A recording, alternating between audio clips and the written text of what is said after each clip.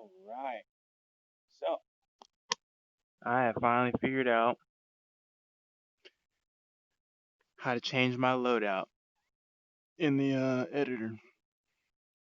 I meant to start this from the the runway so I can get up there and do my own thing and practice going through everything else, but it started me in the air, so we'll just jump right into it. I'm really excited because I did do kind of like I did just try it out just to see how my loadout would work, and I did pretty well. Um, I ended up becoming a maneuver kill though, because I wasn't being careful about maneuvering over the mountains with these guys. Uh, I was just so like surprised, and it was so hectic that I was just like, oh my god, I was overwhelmed. But this time, maybe I'll be a little bit more tactical. Just check. Cool. Uh, a lot of signatures on radar. This is a general direction of travel. Oh, I see him. Let's go ahead and start locking people up. Start increasing that speed. It's all right here. So you. No? 16 miles? Flyer.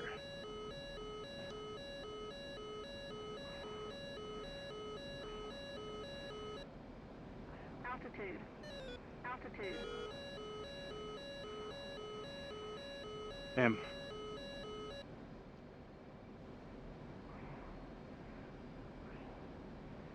What about this? I think I might be too close.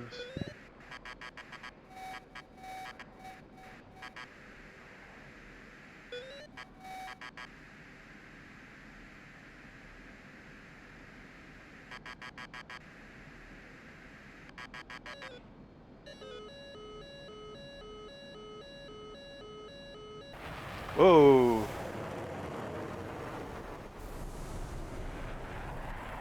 Wow.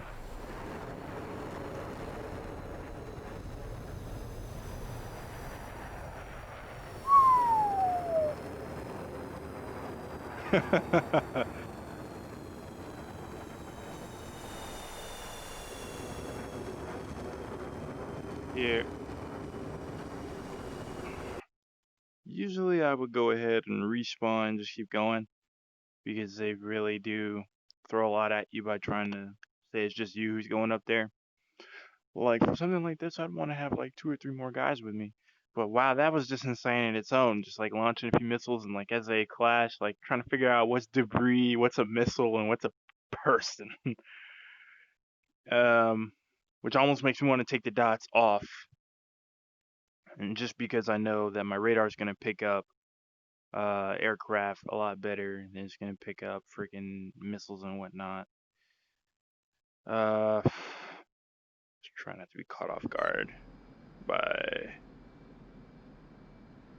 Spencer. Yeah, there's no need to do that. See visual. I'm gonna see if I can get whatever altitude I can. I'm gonna let them engage, cause well, they're a bigger fighting force than I am, and I'm going to pick up some altitude. So in a way, I'm almost starting defensive.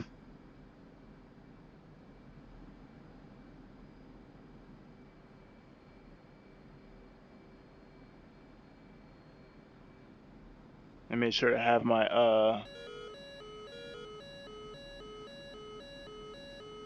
head mounted display up in case I need to turn back with the AIM-9. See if they're coming directly after me, because usually they do. Altitude. 500. Altitude.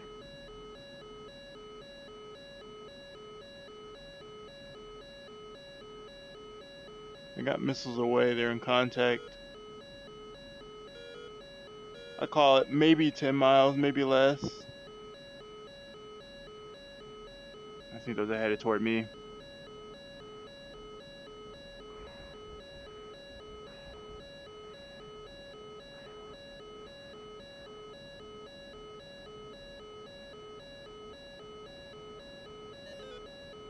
Nope, those missiles are going stupid. Altitude. Altitude.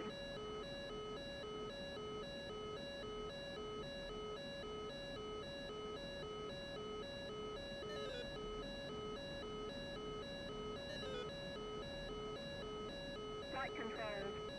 Flight controls. What the fuck do you mean flight control? Yeah, those were fired at me, I think. A bit more altitude if I can. Everything's still there.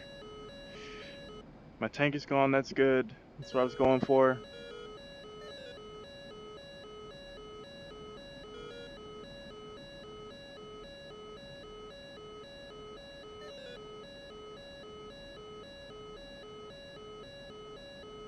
The first time I did this, I just mad dogged. A couple missiles out there.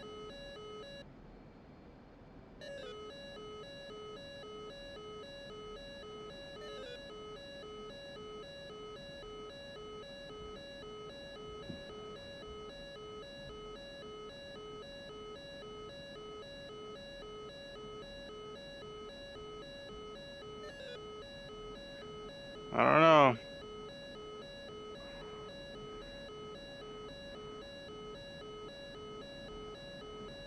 Tightly clustered.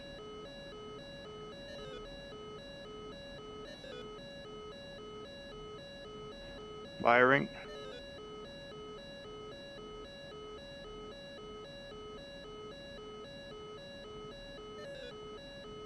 I'm going to go defensive from there.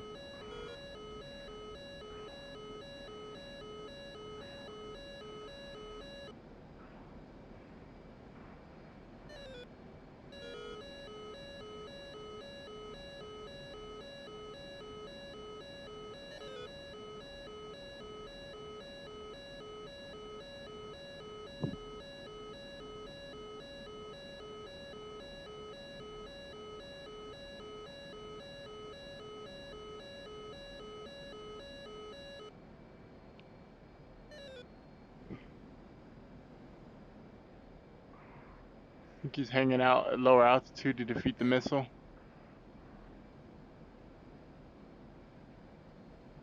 Either that or he's being engaged by friendly forces.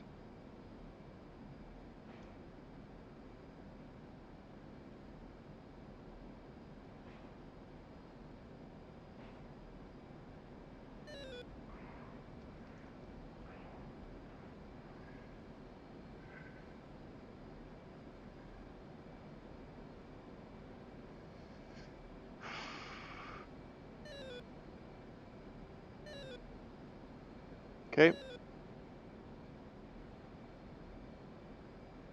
They're really low, all of them.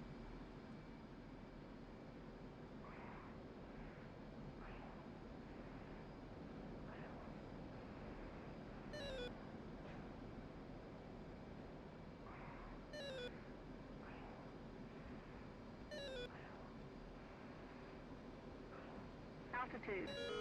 Altitude.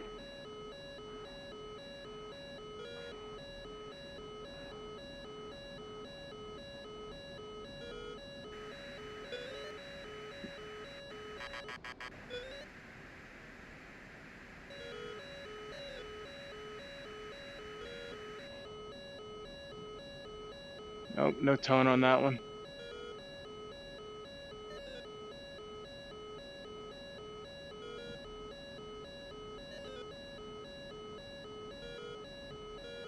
Guns.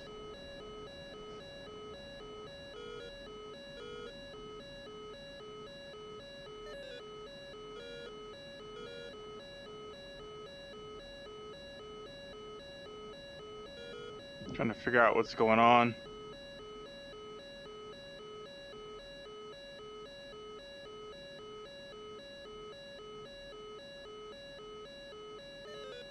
Trying to pick someone who's not engaged already.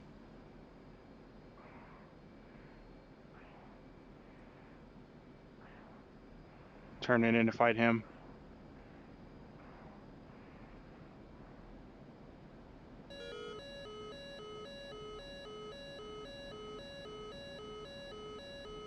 Oh, that's a kill right there. He can't do anything.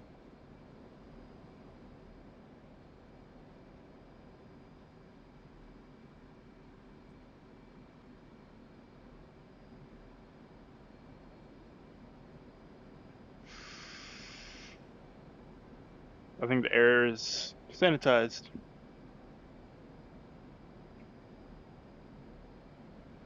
Let's check fuel.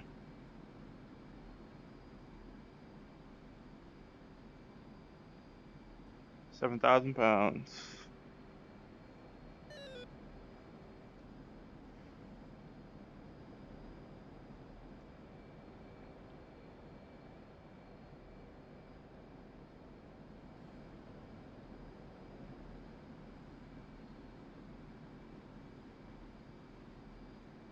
Air to ground. No, that's safe. Air to ground. A data link on? It is.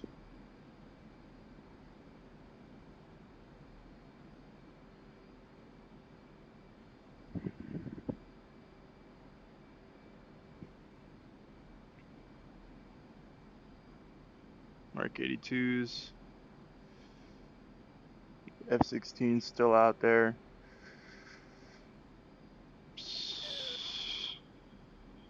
11,000 feet. G-Tac. Sure.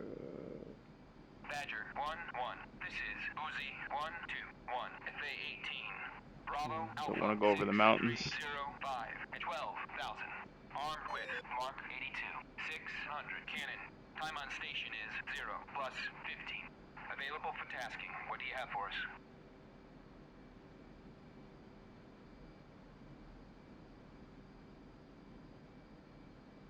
Uzi 1-2. This is Badger 1-1. Type 3 in effect. Advise when ready for 9 line. You know. Ready to copy. Line is as follows. 1, 2, 3, NA. 220 feet. MSL. Artillery. Bravo. Alpha 5, 7, 3, 2, 3, 2. No mark. 0. East 12,000. Egress north. Advise when ready for remarks and further talk on.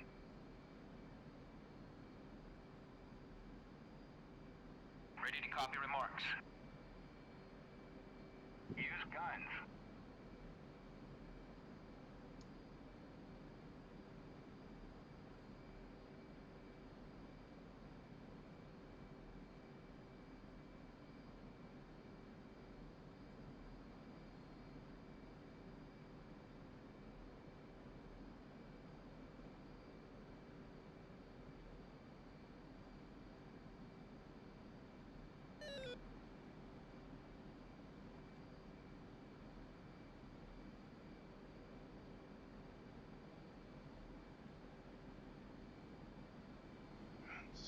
Air to air mode. Air to ground.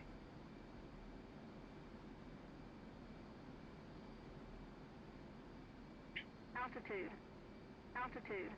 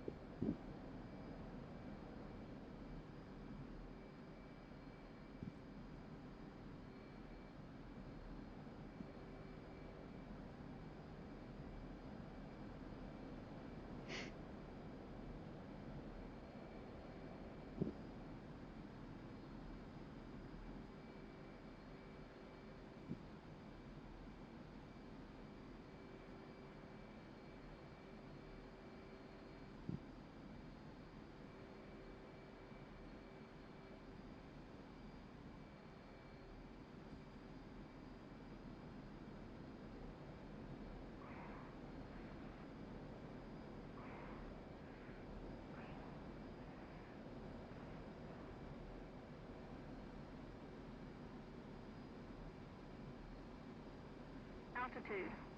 Altitude.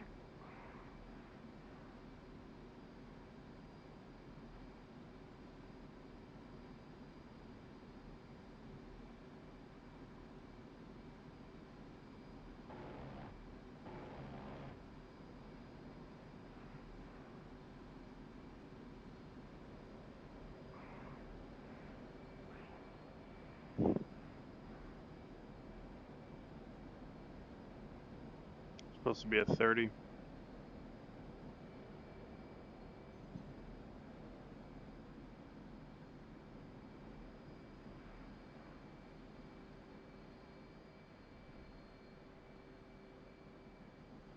So there was some effect. Either that or friendly artillery has the ability to put rounds on target all of a sudden.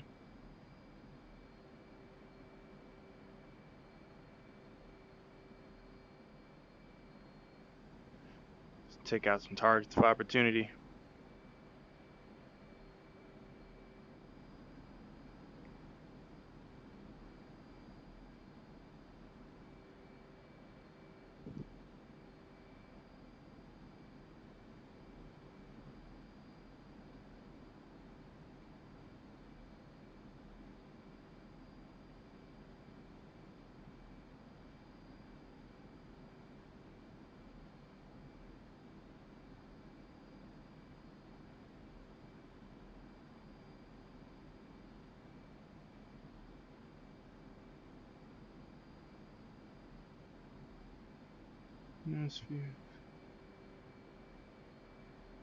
It looks like they got that anti-air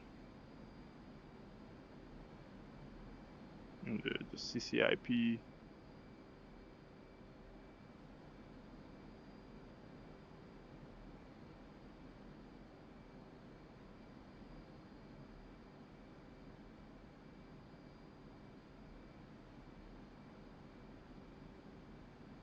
I think I fired from too far out. Abort, abort, abort. Uzi, 1, 2. This is Badger, 1, 1. Type 3 in effect. Advise when ready for 9 line.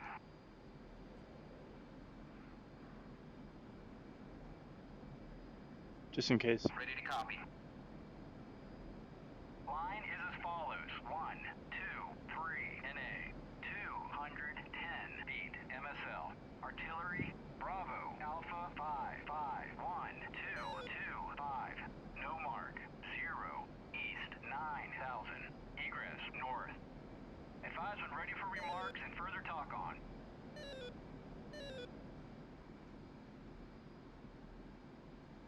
Ready to copy remarks. Request, cannon. Cannon.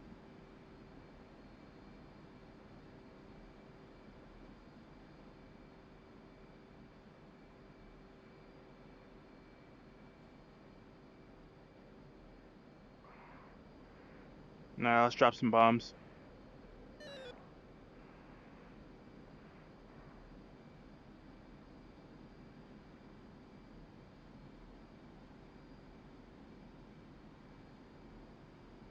Nah.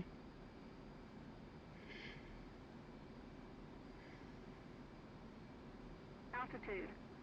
Altitude.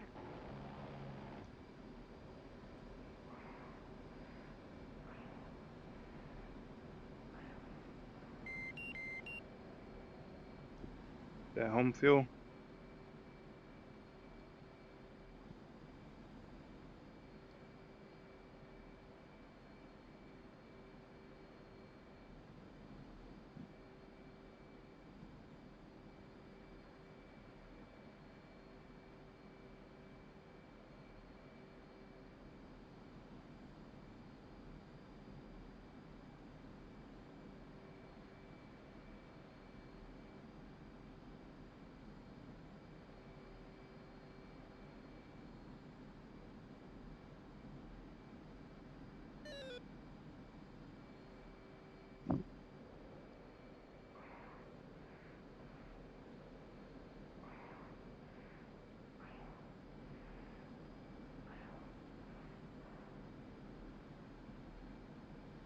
altitude, altitude,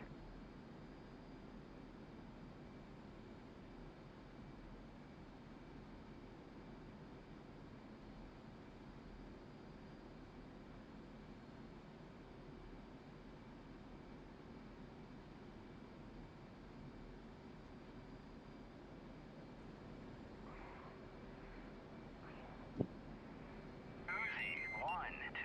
Abort, abort, abort. Uzi, 1-2. This is Badger, 1-1. Type 3 in effect. Advise when ready for 9 line. Ready to copy. Line is as follows. 1-2-3 NA. 240 feet. MSL. Truck convoy. Moving east. Bravo. Alpha 6282441. No mark. 0. South 7000. Egress north. Advise when ready for remarks and further talk on. Yikes. Ready to copy remarks. Request Mark Yikes. 82. Roger. Uzi 1-2. Yeah, abort. Abort, abort. Uzi 1-2. No further tasking available. Good job. You may depart.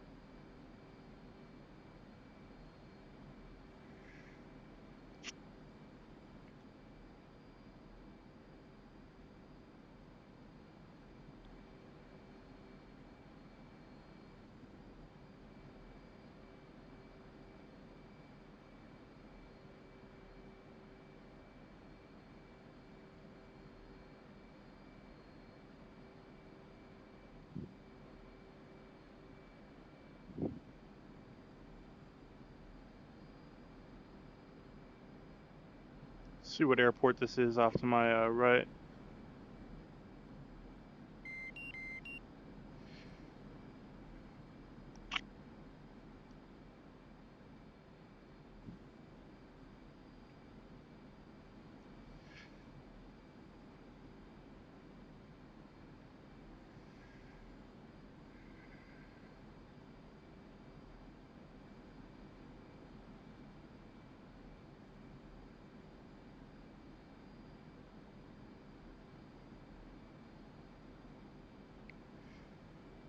Will it hold me somewhat level 2? Yeah, it'll do that. Okay, good.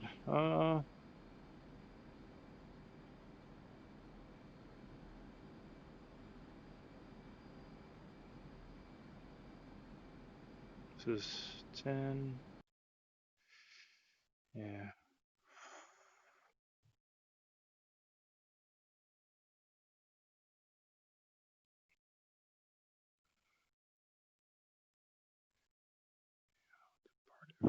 Let's go to, what's that? Aleppo?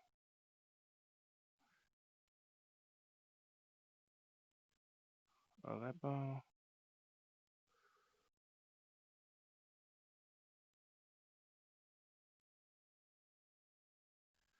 Oh, wait. Tafnaz. I think that's HQ with that marker around it. Tafnaz with no tack in. Okay. So it looks like I'll never fucking know. Let's hurry up before I get too far out.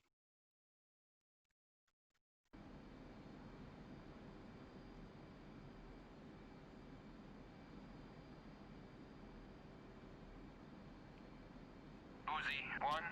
Inbound. Uzi 1-2. Fly heading 161-428. QNV 29.27. Runway 28. 61 for 28.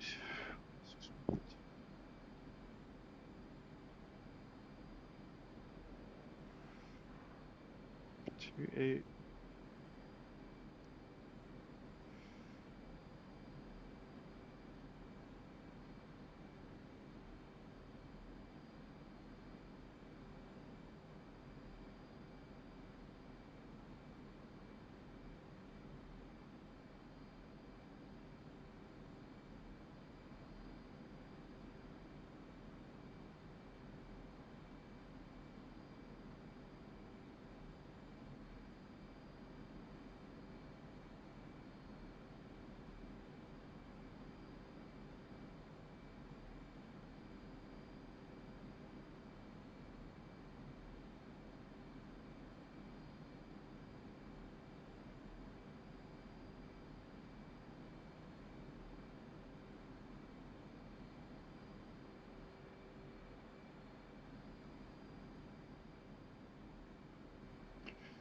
Sun's coming up.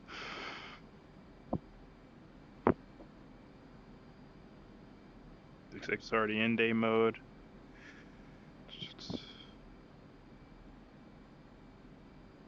Already in day mode.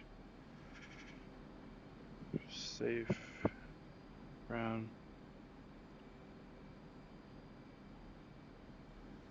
This one's drifting. 8 miles ain't that far. Just request another azimuth. Uzi, 1-2. Request navigation assistance. Cause I'm also supposed to be a little lower. Uzi, 1-2. ADS 168. 168.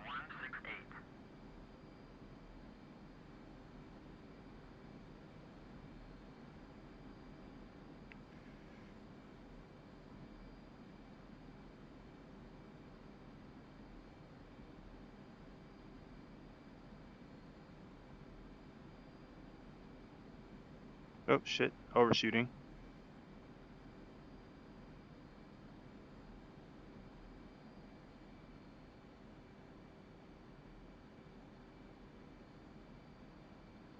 Shit. Alright.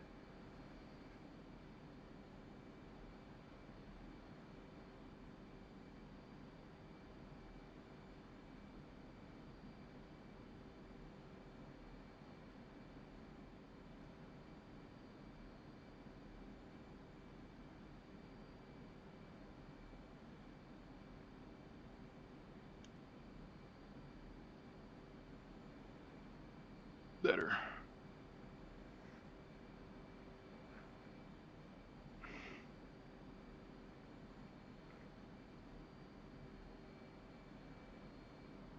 Kinda wish the sun was still down. I finally mapped the goggles.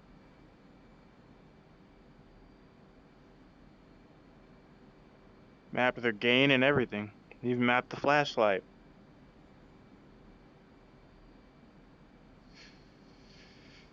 Just any of my waypoints. Damn, no. Yeah, it's not.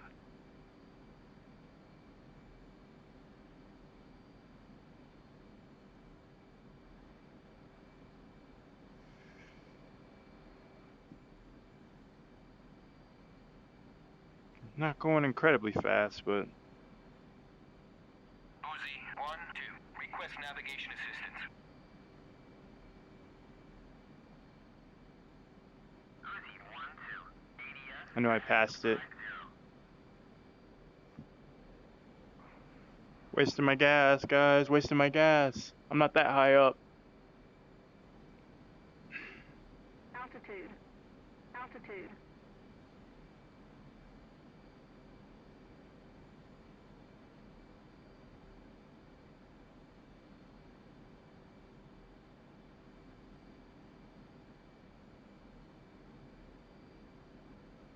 I just don't want to cheat and use GPS. I want to use, like, you know, some terrain association or something. But I guess if I was really trying to do land nav, I'd be using the GPS anyways and a freaking grid coordinate.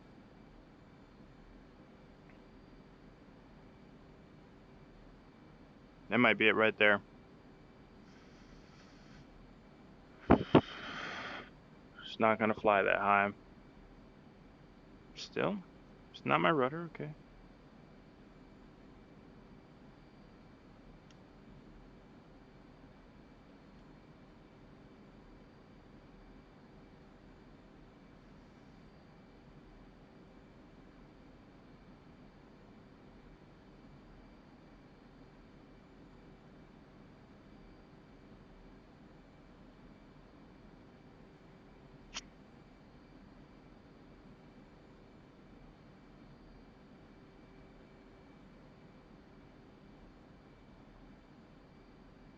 It's like a little heavy if I tilt it to the right, so I'd rather it be to the left because I have weight to counterbalance on the right, I guess.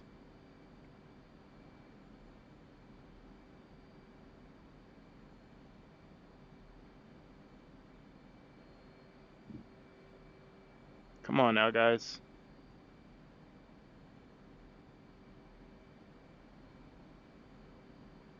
Check fuel. 2. And now I'm really on home fuel. Now I am bingo. I guess people were a little bit right about Syria not being like having like a really memorable terrain, like super awesome to look at, but I like the terrain.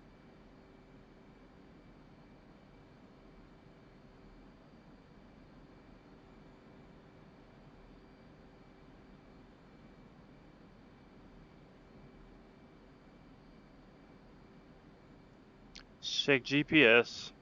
I give up. Aleppo, so it's further on my right. I'll go ahead and call that about 30 degrees.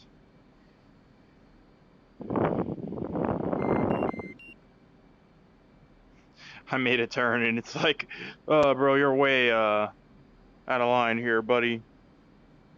Using your fuel like that, turning and all. I'm like, bro.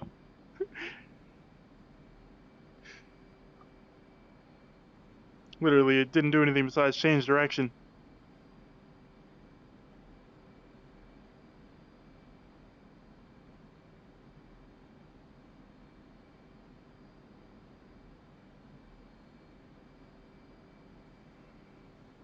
Should be coming up on them within a minute or two.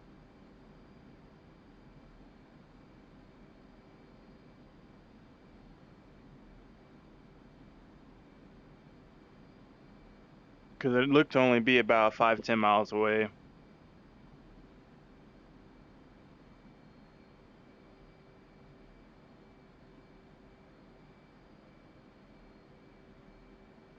Unless that's it right now and I'm passing it. That is it.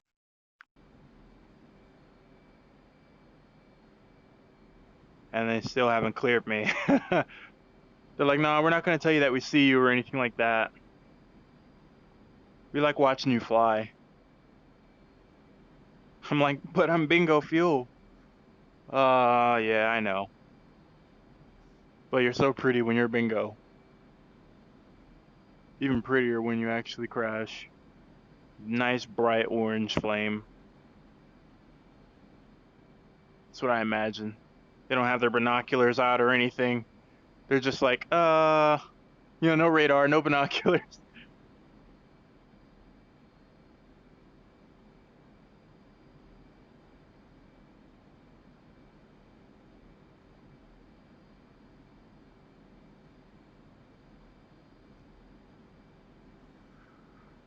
Tafnaz. I'm gonna board inbound with Tafnaz. Let's go Aleppo. Inbound, resuming mission.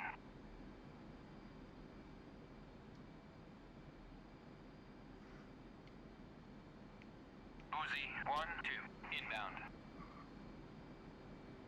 Look at that. It's beautiful. 1-2, fly heading 273, Fort 11, QFE 29.03, runway 09, to pattern altitude.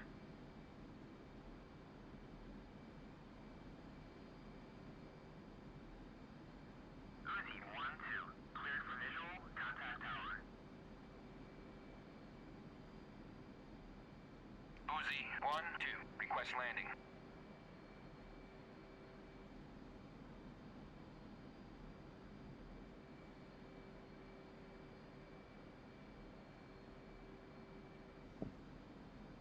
Yeah, I'm not gonna fly into the sun.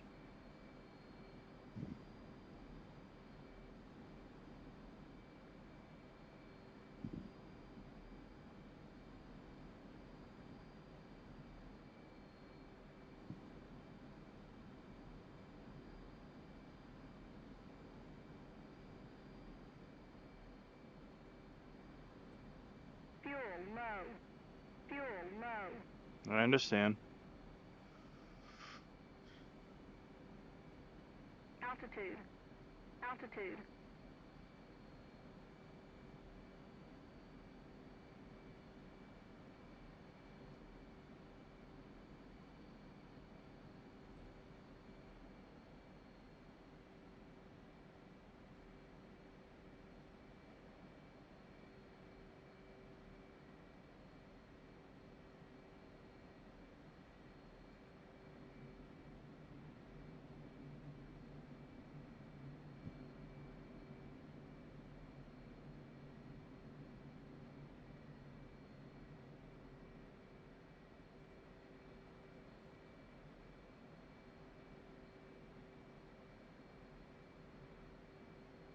There we go. Oh, no, you don't. I'm gonna let that speed drop nice and naturally.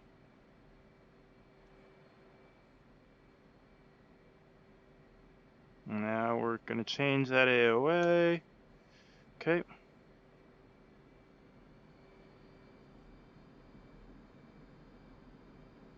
Nope.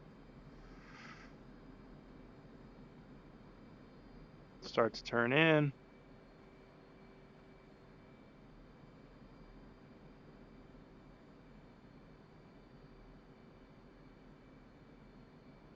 Fuel low. Fuel low.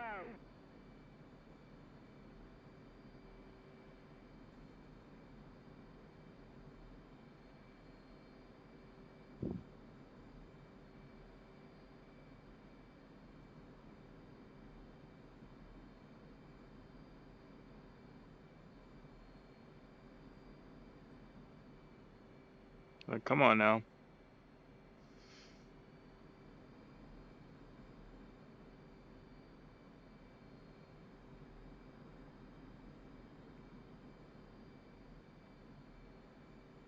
I see you now. Too high.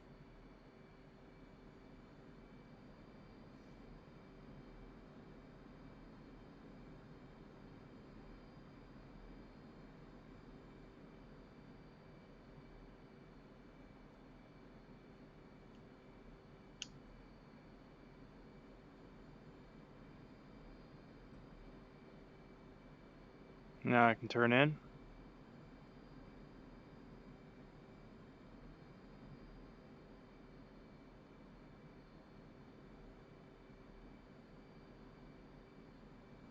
Remembering not to flare on the landing.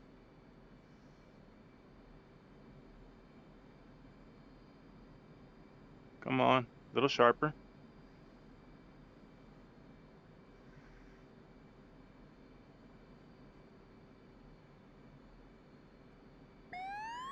Probably don't have but 1,000 feet between us.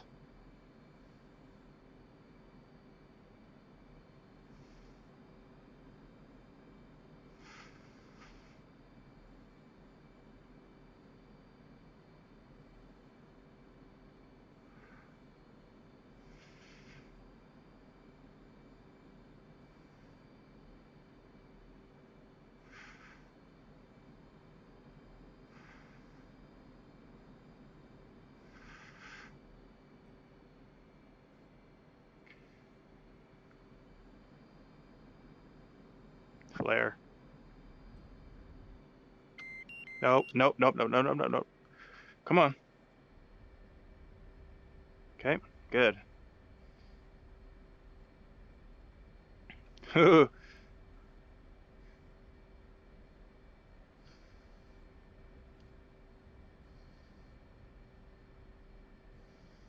let's just slow down with the speed brake first before we give you any brake.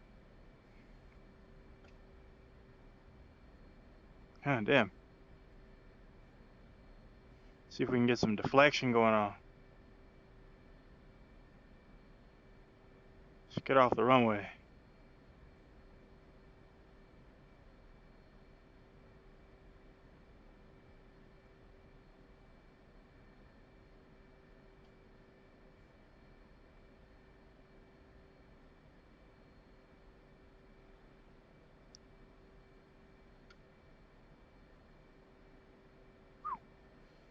It's a little bit rocky there.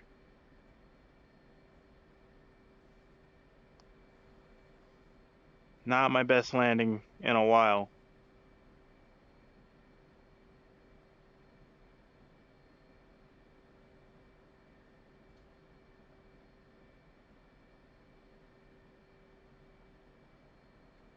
Uzi 1-2. Taxi to parking area. Will do. We'll just turn around right here.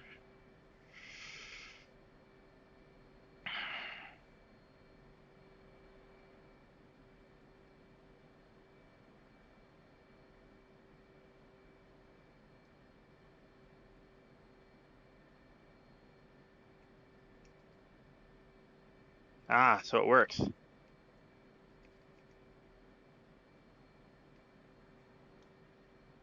Fuel low. Fuel low.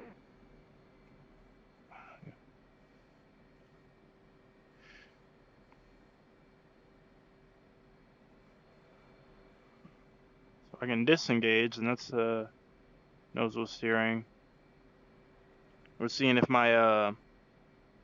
I mapped the nose wheel disengage, or if I mapped the I think it's the actual nose wheel engage button slash uncage, because I can hold my actual cage uncage button, and nose wheel steering high does not engage.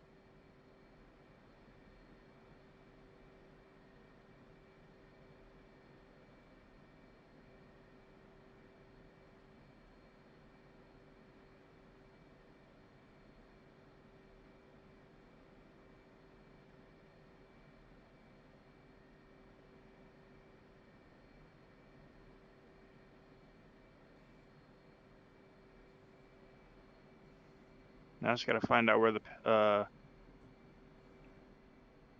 parking area is.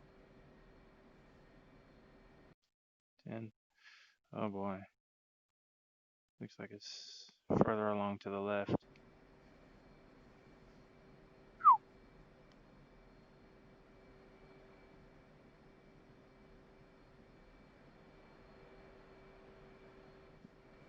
It's my one regret.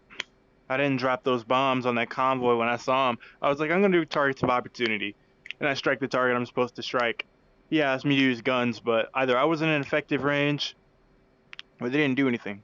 It looked like my rounds actually did have good effect with the cannon, but I wanted to drop a bomb on him. Like I wanted to drop a bomb on him. Then I drop a bomb on that other target, and they're like, abort, abort, abort. I don't know if that was my bomb or if artillery got it before I did, because I wasn't looking at the little banner that pops up and tells you, destroyed. The only thing I was tracking was that I splashed like one or two bandits. I think that is a good strategy for tackling these missions going in, is to go ahead and like just um ugh, phlegm, to let your AI teammates engage first. That way what usually happens doesn't continue to happen, which is that you immediately find yourself fighting like 5, 6 people on your own, and as they all shark attack you. Yeah, speed brake is still out. Because I want you to slow down, goddammit. Make sure it's down now. Wonder if pilots do that a lot. Like, oh man, that was so cool, yada yada yada. Oh man, I'm shaky and I'm excited from what I just did. And then they're like, oh yeah, bro, your your speed brake is still out. If you could just, close that. If you could retract that for me. I wonder if that ever happens. I feel like that would be embarrassing.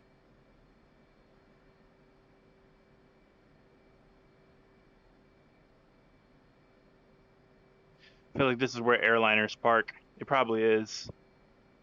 Yeah, this is where airliners usually park. Oh well.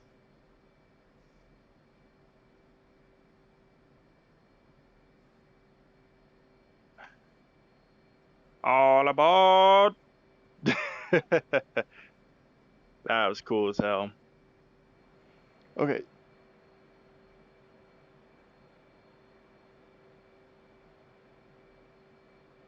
that's interesting. Whenever I do the wheel brakes, the surfaces move as well.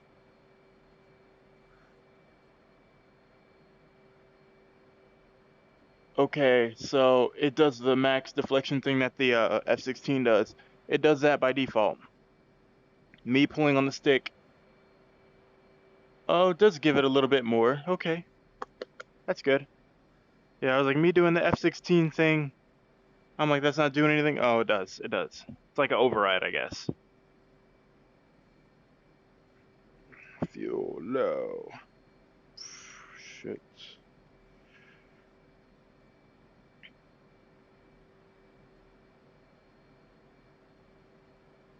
It was an in-flight alignment. Okay.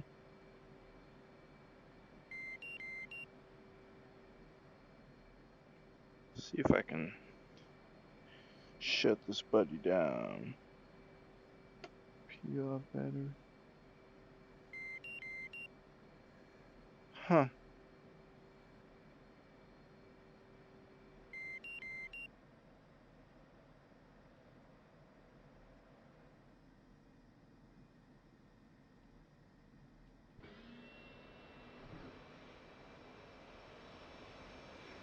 That's still on.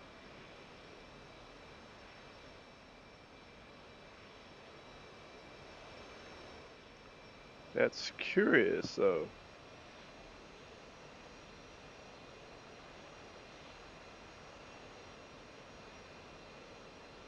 I was just seeing if I could shut it off myself, like just turning random things off, and it doesn't look like I can.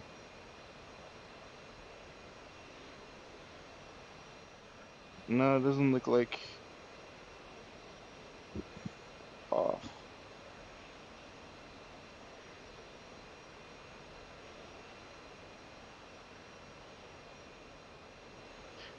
Because my guess is that's the engine crank. Wow, this was locked the whole time? That was locked the whole time. This, no, it just does it automatically locks it.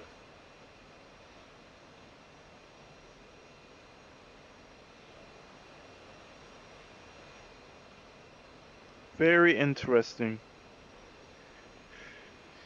That would be my only guess is the engine crank. The middle click doesn't do anything. Clicking and dragging to the rear doesn't do anything.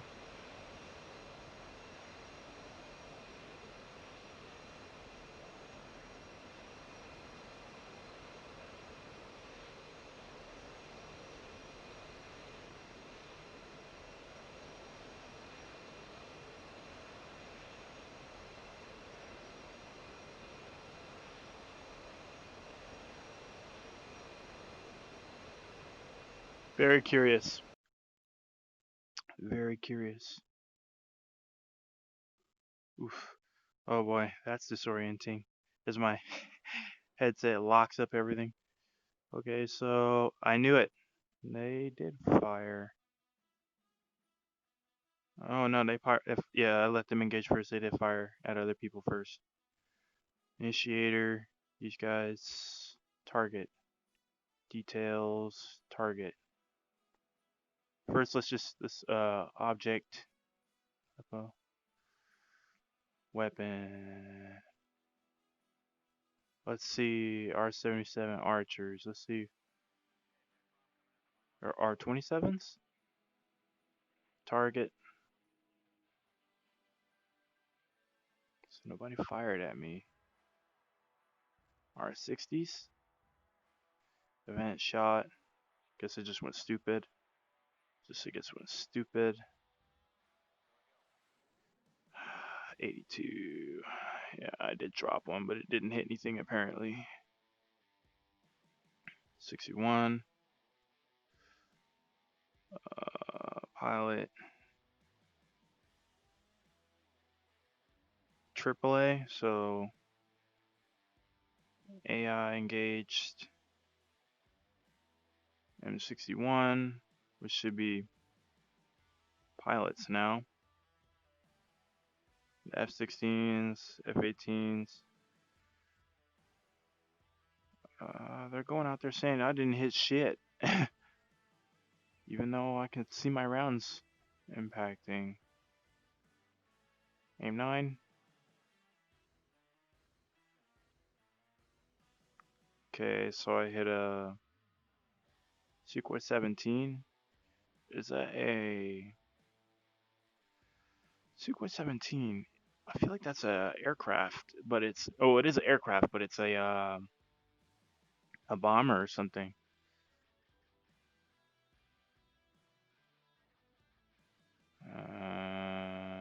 20 Charlies. 52. So I hit the same guy 3 times instead of fire. Yeah, I hit the same guy 3 times instead of because I wanted it to be like one would hit him and then a couple would go out and hit the others. But no, I only hit one guy there. It looks like. Let's go back up to all. Initiator. Pilot. Pilot 0. No. No. Where am I? Pilot's 000. Player. Yeah. Event. Hit. To. Okay, so I hit a few things. I did hit a few things. Event.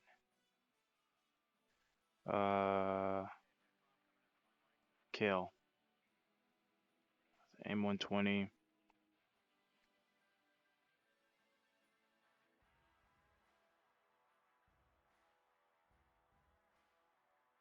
Okay. But I hit a few things. Nice. I do want to watch the track. I do want to watch the track from an external view so I can get a better idea of how I flew.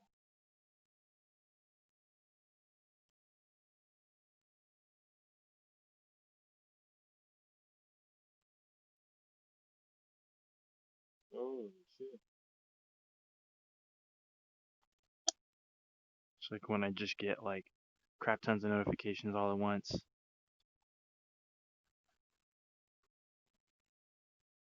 Yeah, I want to see how I did. Watch, it's gonna do something really dumb, like the one time that I actually got kills and did a successful sortie, like because I got to pick a loadout that was actually decent.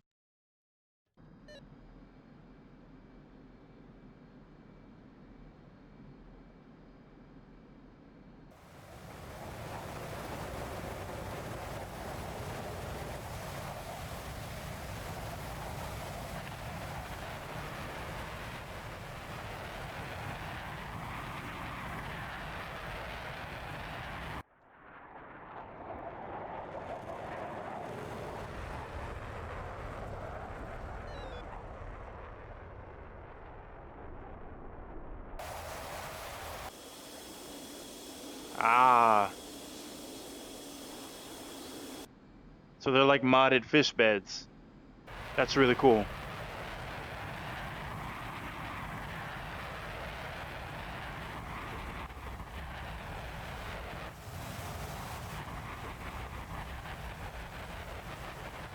Golly, the way air does that.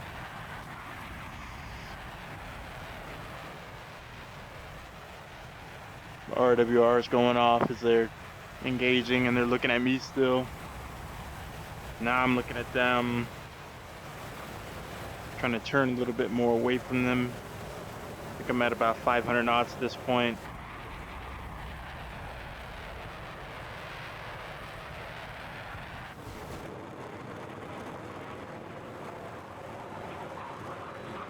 Start dropping chaff and flares just to make sure.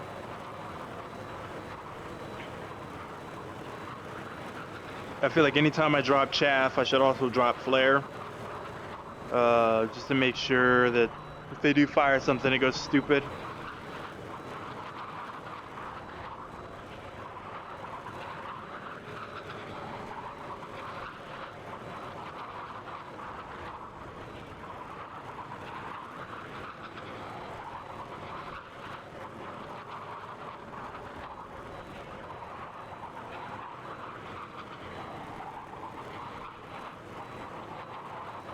I've always wondered what happens to those when people drop them.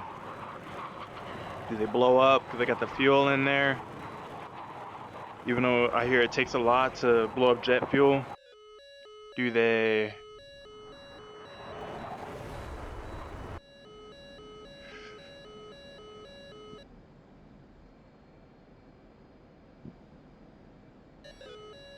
do they fall on people's houses, or can they only drop them in certain areas?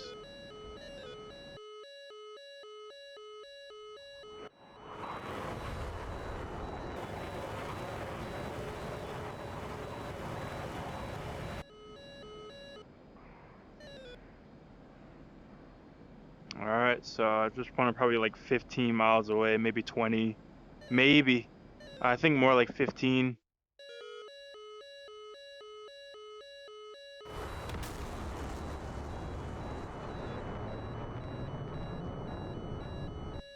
Woo.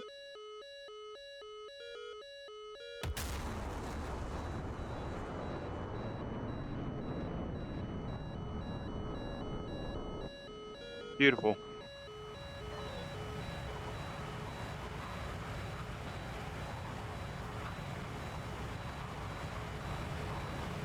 Yeah, I think I was way too far away.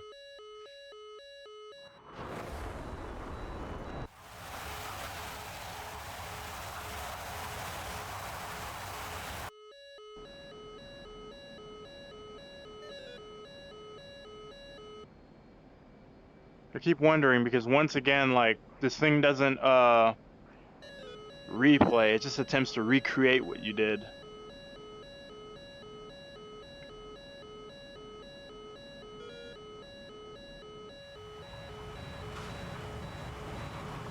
A10 Charlie. Yeah, it's got me doing friendly fire and shit.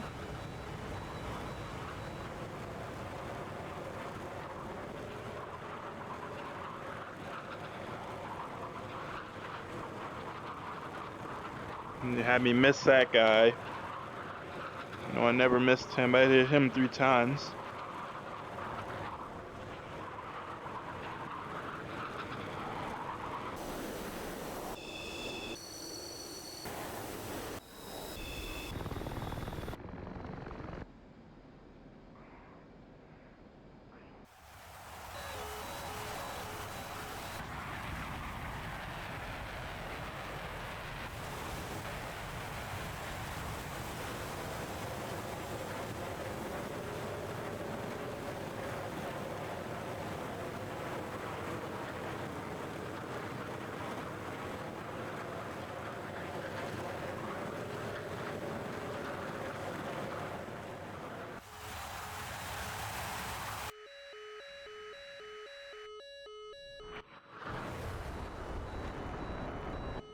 All right. I'm firing at nothing. I think I've seen all I need to see. I think I've seen all I need to see there. You guys saw it. You were witnesses. You guys saw how good I was. You saw how good I was. That was Ace Combat 7 weird text chat that they have going on. That makes me a whole lot more excited about doing instant action type stuff because before I was like, man, I can't never do nothing. I can't uh pick the loadout I want. I can't ever rearm. Like I was kind of annoyed about that kind of stuff. But now I figured out that I can, and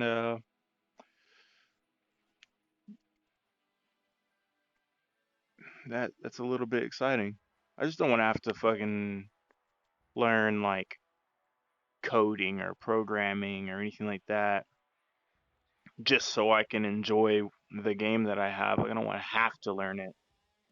I know it's a simulator, but like, should it really be that hard to enjoy the game? And that's a fast mission. That's not instant action. That's fast mission. Now I'm sure the actual missions aren't anywhere near as flexible. I'm sure they let you actually, or they make you use the. I'm sure they make you use the loadouts that they give you. I don't want to be stuck with aim sevens because I mean That just seems like a really dumb idea, flying like right head on at the enemy while they prepare to launch missiles on you. And the missiles that they are using are faster than yours. Like they are more effective than yours. Even I think yeah, even their Fox ones like have more range and are faster than the AIM sevens. So you're just like launching, sitting there looking at them because you can't steer away from them past like I think it's 20 or 30 degrees. It's like you can't steer outside of that. You have to keep them in that shoot circle, that radar, the radar's eyes. You got to keep them within your sight, or you lose your luck and your missile's stupid. And missile's already stupid as it is. It's extremely countermeasure resistant, but if anything that even decides to move away from it, you know, can just get away from it, then why are you using it against anything but like bombers and stuff? Like in that scenario, like the one I was just in, if they gave me a bunch of AIM sevens, it literally would have been my only strategy to literally just wait for them to clear everything out.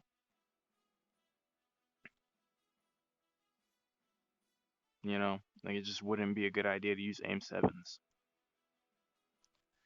I'm so glad that I figured that out though, because these AIM 120 Charlies are a whole hell of a lot better. Even if they can behave a bit unpredictable if you don't have like a single target track, but I haven't got the hang of yet. Is in the middle of the combat. Um, Locking things up using the controls I have set up. I feel like I should make it easier um, by perhaps switching my communications and my switching my communications and my radar, my throttle direction controller controls in order to just move it around however I want really quickly. That way I can easily like fly and manipulate those controls. I'm probably going to do that right now. It's actually a good idea. It's just where you'll kind of get to see more of my controller setup and the way I have things. Yeah, that's my only real requirement. It's high read distance, really high visible range. Gameplay. I think I'm gonna switch it to nothing. I much rather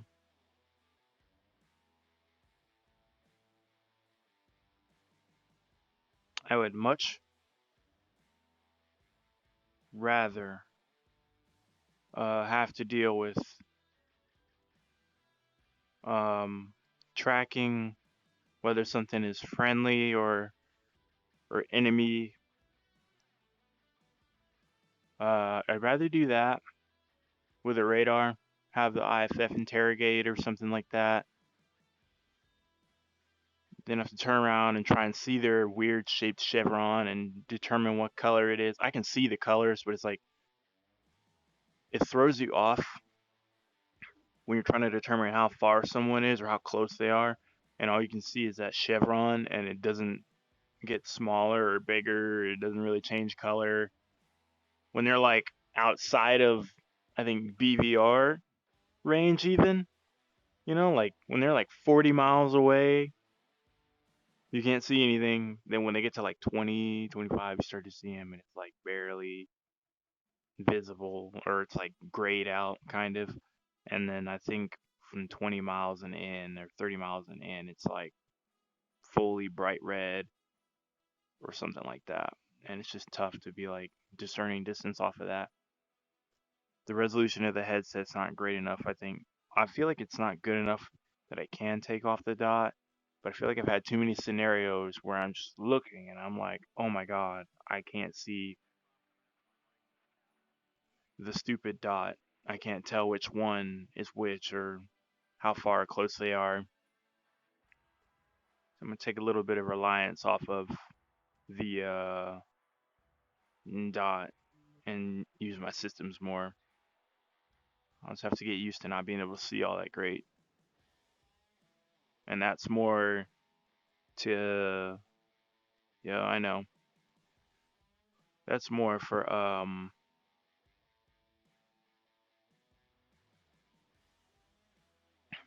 like, that is more for, the resolution of my headset.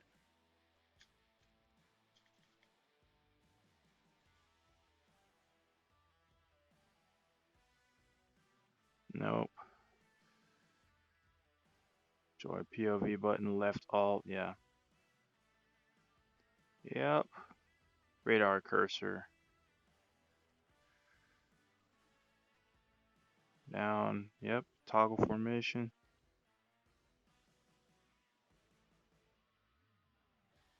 Which is communications. Left. Quest AWACS Bogey Dope. That's not really. Press AWACS home base.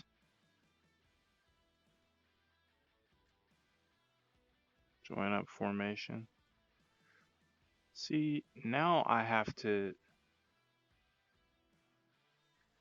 Oh shit. It's the wrong profile. That's right. I'm like, this is not like my typical setup. Okay, let me load that profile again. Uh, yeah, that's no good. Yeah, I was like, what the hell? What is this? It always tries to throw me in the F16. Yeah, it always tries to throw me in the F16 category. I'm gonna make sure I have my profile loaded. Load the profile, idiot. Okay. Yeah, I'm like, what in the world?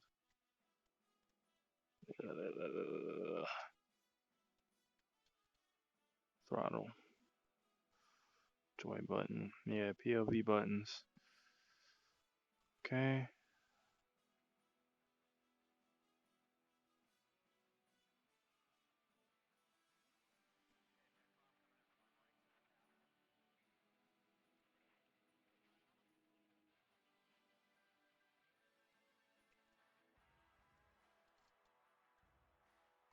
Yeah, communications.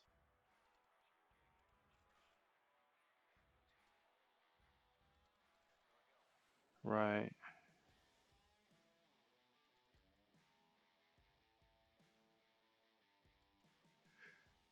And then this one is cage, uncage. I use those for the Fox 2s. I'll keep that. I'll keep that the same because it's pretty easy to find the left alt button. Now I'm gonna go to my communications. Whoa, get that crap out of here.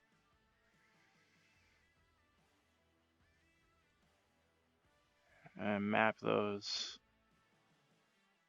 Alright, flight attack my target.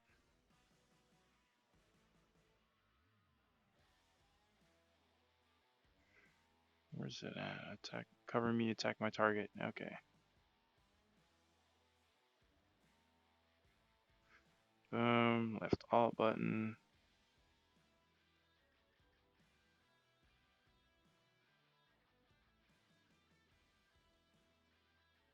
Then it was cover me.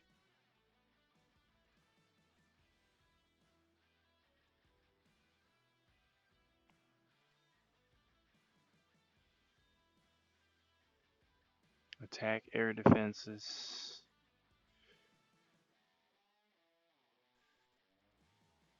Attack ground targets.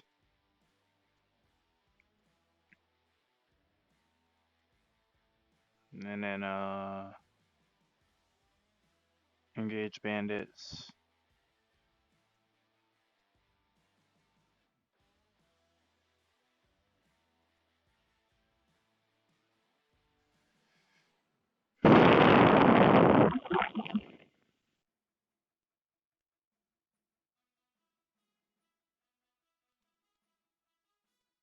Which one is this?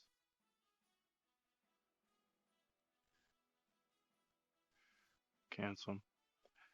Toggling formation. I almost feel like that is a good one to have, but I don't know what it does. Mm. I also feel like that's a communications thing when like you can actually find in the menu pretty easily. But things like cover me, attack bandits, attack ground targets,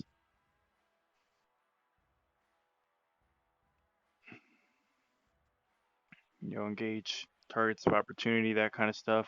Things that you would just say, those should definitely go into the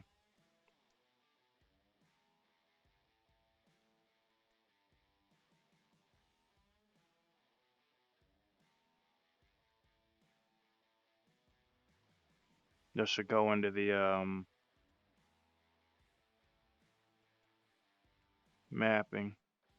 Cool. So that should be easier. I shouldn't have to lean forward or anything and look, and now my hands off the throttle to move around. It's just to actually target. I have to tap a button. It's kind of annoying.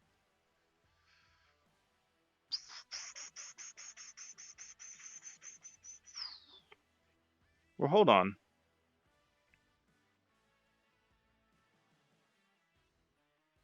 Have I done anything with that? Controls,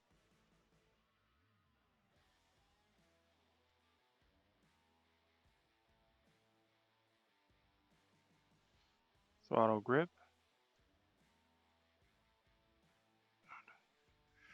depress. Okay, that's joy button 4. What about shift?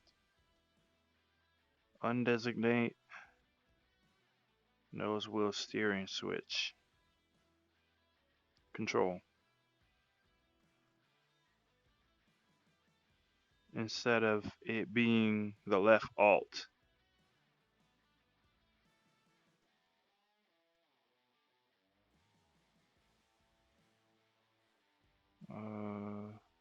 Cancel that.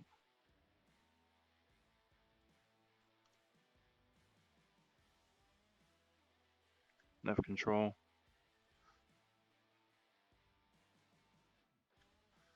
That'd be a hell of a lot easier to hit.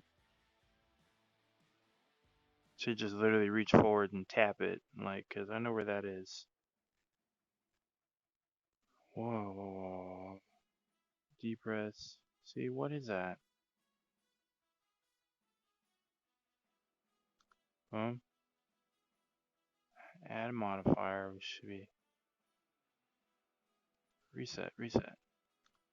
Joy button 4 with a left control.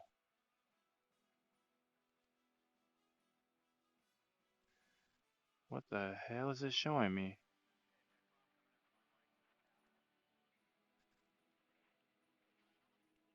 Left alt or the left control. What? That's so weird. It's so weird. Okay, now it's just walking through the controls.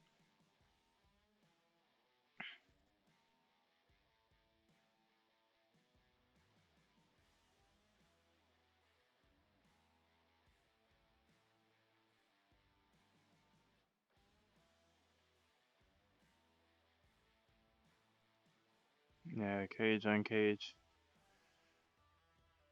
That's so weird.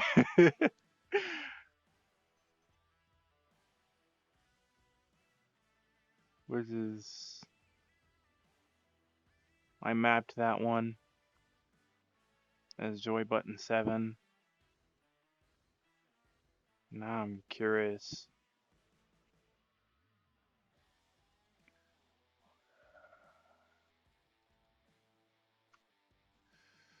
So now I want to know what button. Okay, so it is autopilot slash nose wheel. So then which one's this?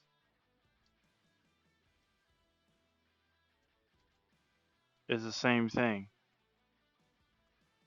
So I have it mapped twice. Mm, I think I'd rather it be joy button 7, which is usually A, right? Yeah, I'd rather be that. So let's change this second menu button here.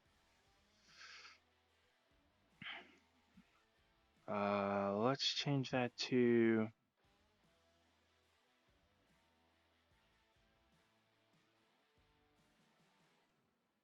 something I can do for, let's change it to a flight control. No, if I can look for it, what would I use it for?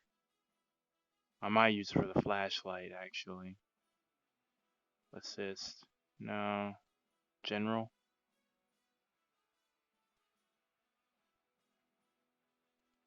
Yeah, I might use it for the flashlight.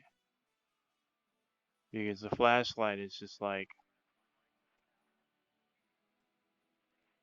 that's the one thing that is mapped really weird. So let's search.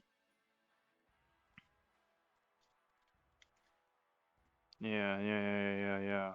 Left alt L, left win, joy button 11. Here, let me clear this. Clear. And now it's this. Yep. Okay. Thank you. Now I have one button like that. Flashlight.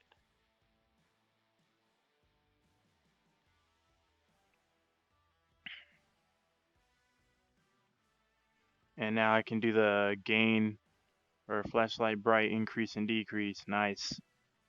Which would be this plus, this is decrease. I'm gonna do control for that. Flap switch half full. Nah, I don't need flap switches. Mapped increase. If it's clickable, then I'm not gonna increase, which should be the shift button. Yeah, if it's clickable, I'm not gonna map it. Flashlight color. Nah, not worried about the flashlight color. You wouldn't use a green light if you got the goggles on. That'd be like not using a light at all, almost. Be really dim. Nice. Save. Nope. Get that. Save profile as FC01 diff. And okay. So now we're gonna go back to create a fast mission. We're gonna do lot 20 from the ramp. Enemy skill, AI skill, good, whatever. Let's go somewhere at night. Let's go to the Persian Gulf. Season. Let's go to the winter. Weather. Precipitation.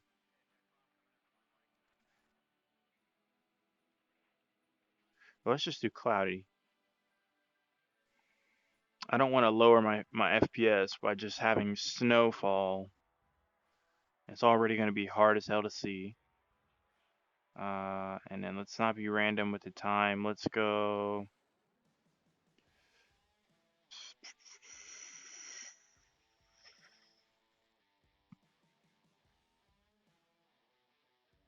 1600,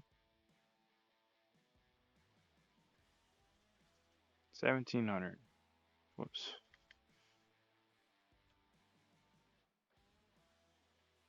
Yeah, 17.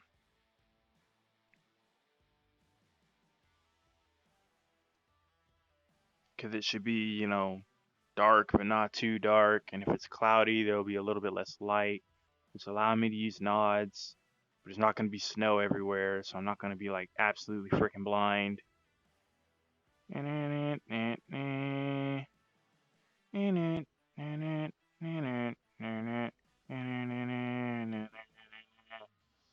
Now they're generating a mission. It's like the only thing I wanted to do is change my loadout. So that's the only thing that should have changed.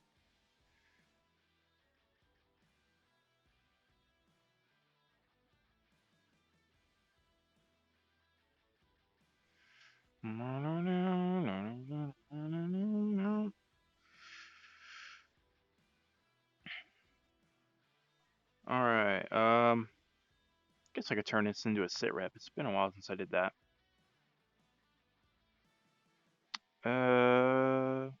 Aviation and art. On the art side, I'm getting deeper into my studies, claimed a few certificates,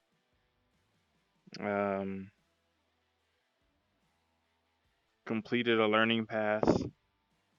I'm still starting another one. I've had a little bit of military active duty time now. It's like stateside. And I bought a few other games. Ghost of Tsushima included, and man, that game is awesome. I finished my first playthrough a couple days ago. I'm gonna do another one in Kurosawa mode.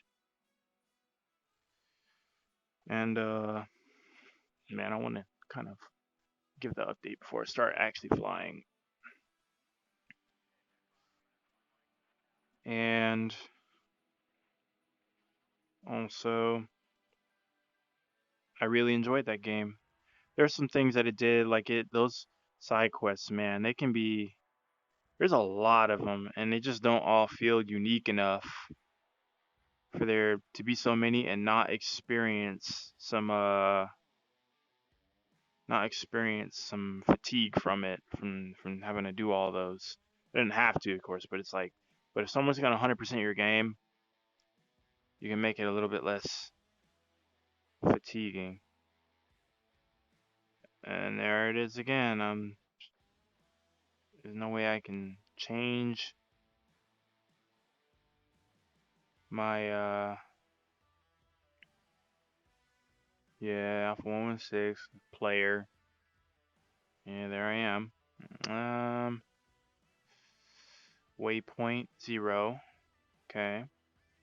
0, 2. There are 2 waypoints. Okay, that's good to know. Take off from the ramp. Nice. So it is put in. It's just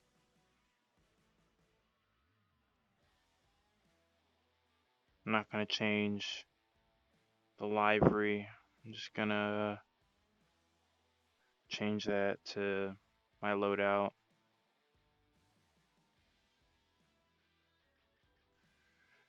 I'm going to alter my fuel to 100%.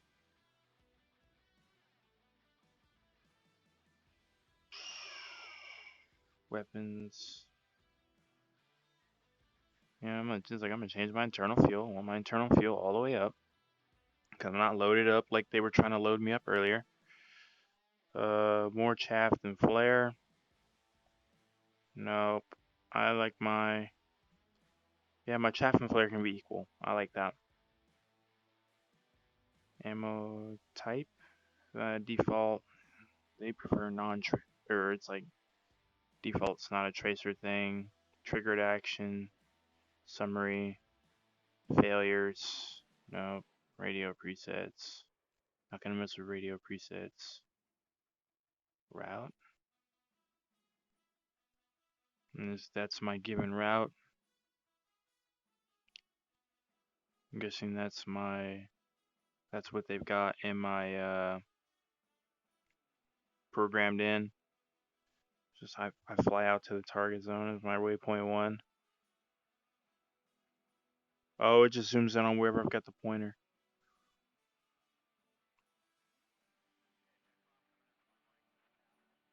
I see they got a little legend here. It tells you how far out each little inch. The big problem with that is that I can't physically stick a ruler on the page and then just move it around and measure like that. I have to use your little ruler function. Here's my waypoint 2, I think. Waypoint 3. So I got 1, 2, 3.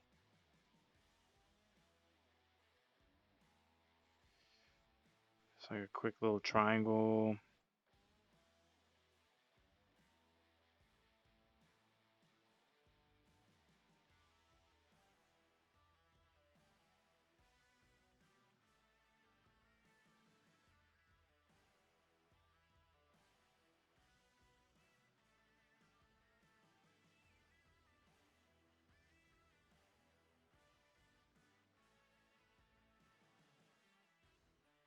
I'm not far away from their enemy air. I'm not very far away. Ever am I? Oh, okay, here are the fighters. Yeah, but they're already airborne. Yeah, they're already airborne. So it's like there should be a little bit of a clash somewhere in the middle, but I don't really have too much time to let that situation develop. And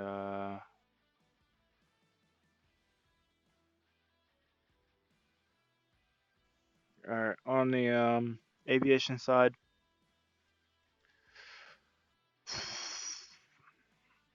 I'm greatly fatigued by the things that happen with the organization I'm currently involved in. Greatly fatigued, and I definitely want to change things up.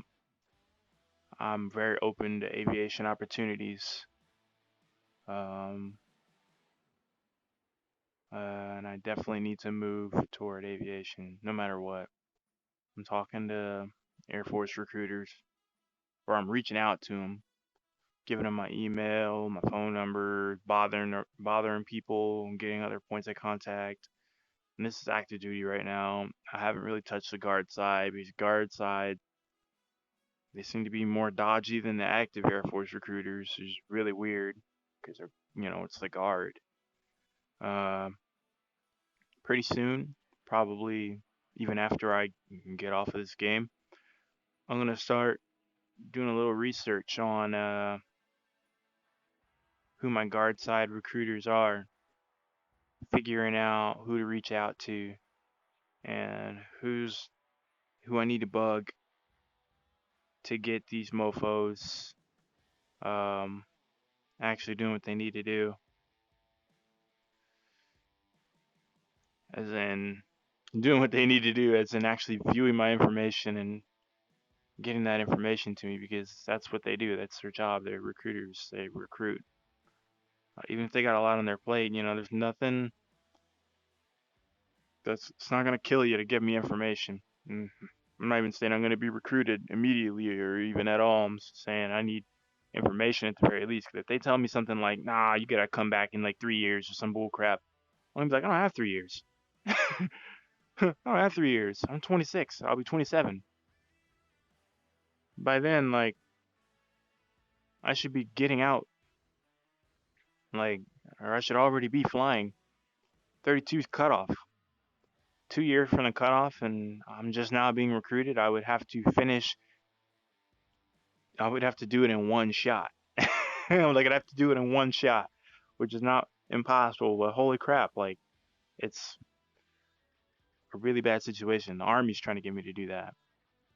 They want me to do their aviation program, and by the time I finish that, I'll be 29, and I won't even have been to a unit of assignment yet. So fighter jets probably won't even be an option at that point. Um, However, I'm going to do a drill with them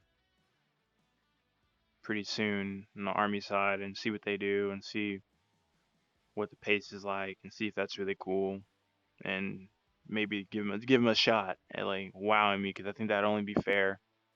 since I started with the army, and I don't hate the army at all. It's just the grunt stuff is a little, not even a little, grunt stuff is taxing. Like, if you're gonna sit here and destroy my body just to be qualified, to do the stuff and not even doing the stuff, you're just gonna destroy my body basically, just because you think that's what you need to do. You're gonna destroy my body. You're not gonna help me recover, and you're not gonna do things that promote, longevity of your army career.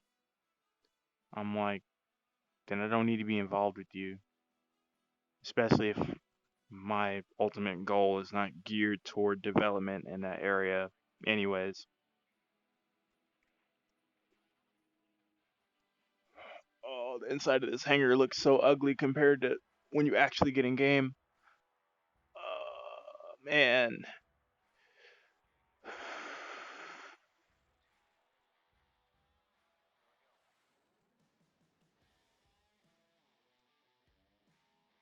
It's probably pretty close to scale if I were actually standing up. Except I'm a little taller, so. Well, I don't know. What if I stood up? How? I wouldn't doubt that that's about how it would be scaled, because it's scaled to me sitting down.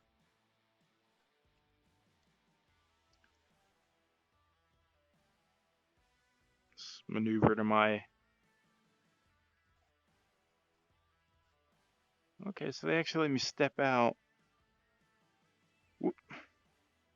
even though I'm sure there's nothing there. There's nothing there. I just made my play area smaller because I didn't need it to be too big. I never just got up and just looked. Oh, they actually have a guy in there. Oh, yeah. See, I didn't have to do that a long ass time ago. Like when I first got into the army and I first did all that infantry bull crap and after base training and all that, I didn't have to do any of that. All that constant back popping and neck popping and stretching, and my joints didn't ache like they do, and I could recover a lot faster, work out for longer, work out more often. That's all. That's all starting to take its toll. Just starting to, I can tell. I'm not that old yet, but I can already feel it. You know, like I've already got, like, I got a jacked up knee and a wrist from just AT, like, or, well, I don't know. I've had about a week off of AT and they're feeling better. But it's just like, just the way I felt coming back from that. Like, it's just like, oh my freaking God, everything hurts. I shouldn't hurt like this. I feel like I just went through basic training just now, all in 2 weeks, you know? Because tactical movements, wearing a lot of crap, lots of running, getting up, getting down, stupid stuff, you know, tactics lanes and ruck marching and PT tests, and now the ACFT, which is cool because I did a lot better than I thought. Actually, I passed with it's like I actually passed to standard, above the standard actually for infantrymen on all my events. But by the end of that, I was so beat up. It's like usually, you get 1 month and okay, we're gonna do tactical movements and tactical stuff here, and then we're gonna have like a month where you're focused on the classroom stuff, and then you might do your ruck marches and PT tests like on a different month. But we don't cram it all into just 2 weeks of constant back-to-back BS and deprive you of sleep, you know, and have you waking up at strange hours of the day, different times every other day, like, oof. And then we feed you stuff that doesn't help you recover. Man, active duty food is so much better than when you try and get a meal from the guard, because the guard is going to give you the same thing, every single day, the exact same thing, and it just might be the absolute worst thing for you. I guess they figure you're only eating one meal with us. You can eat whatever you want on your own time, but with as much time as they take out of your day, you might eat only one more thing.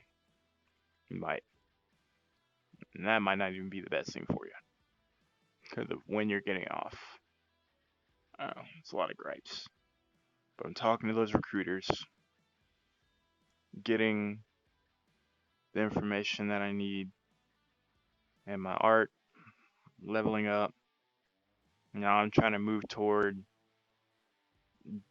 away from the training part of it and more into the professional side of it and actually doing commissions, actually getting my art out there, you know, utilizing social media to keep people aware that, hey, I'm doing art and it's something I can do from home, so I don't mind.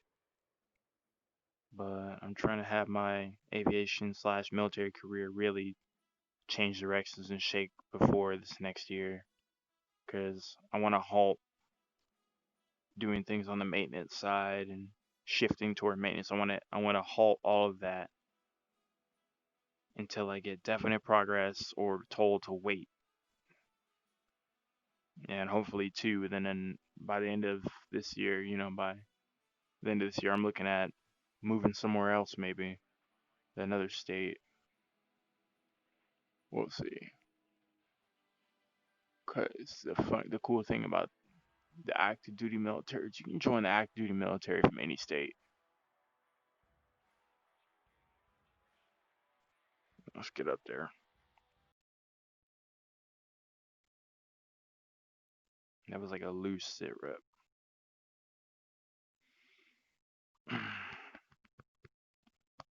Went to Florida for a while, for a few days with some buddies. It's pretty cool. The beach, I wish Oklahoma had them. That'd be my excuse to get out into the sun, walk around with my shirt off and whatever, and get my tan going. And I don't need an excuse to stay in shape because I stay in shape. I work out on the regular. I don't miss my days unless, I need to recover or something like that. Like I'm nursing some injuries or something or preventing injuries,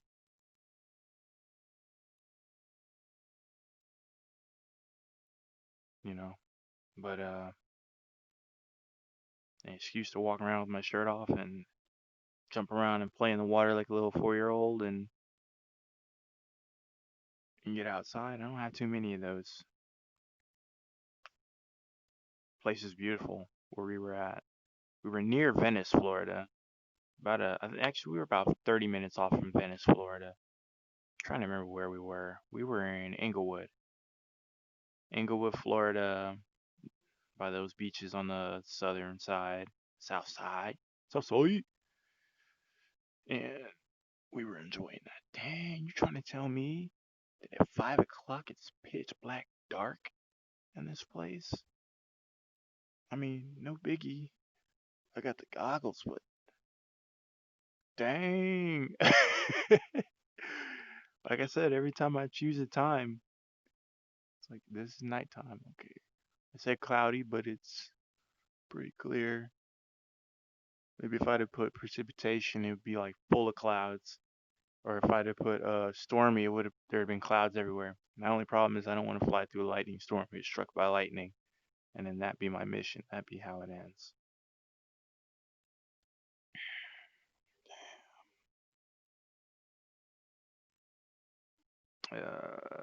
I'm taking it slow through this. I'm slow cooking it because it's a sit rep. It's not meant to be a short, sweet like video. This is more like a vlog. And the objective of this week, like get my last little bit of chilling before I hold myself to it and I grind the ever living hell out of my bones. Yeah, at the grind, at the grindstone and just like sharpen myself. Prepare to really focus. Quals and stuff like that coming up for drill. We're gonna be in the field, but we're not gonna be in the field. Like we're not gonna be doing a bunch of stupid movements and like a bunch of rah rah, woo hoo stuff. It's gonna get us fucked up.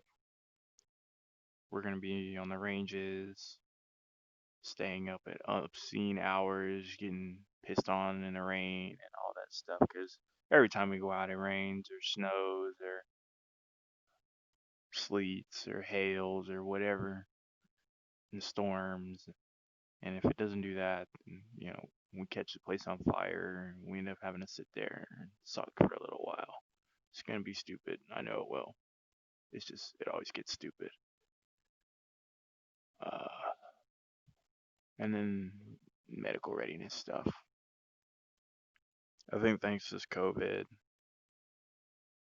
the systems are all down and jacked up, and people aren't maintaining things the way they should be. So it's going to be a lot of admin bull crap that's going to crop up and hurt people. Uh, just trying to get in and do what they need to do. And as usual, this COVID's making it all worse. Um, but that's further off. But after that, it's like balls to the walls. Like I'm looking at visiting a buddy of mine out of state and checking out his area and staying with him for a few days and just kicking it and I'm gonna come back. I'm not gonna do the break thing. I'm gonna go right into it, but let him know what's going on because he wants me to come up there with him and Pennsylvania, and I'm open to it. I just need to know how to prep to move out of state. I've never had to do that. Prep to move across the state. Yeah, I got a job and then I put my stuff in a truck and I drove. I applied to apartments and I drove in and yeah, we did that. But prep to move states, there are a few other things involved in that, and it's a much longer drive. So we're talking about longer rent times and on trucks or having to pay movers to move things. And we're talking about securing a place to go and do all that way before you ever go and paying those costs up front, which probably isn't impossible. It's going to cost me quite a bit, and I want some time to save up for that. If I can jump into active duty military before I do it, I'll do it. If I can jump in the guard before I do it, I'll do it. I'll even talk to Pennsylvania Guard.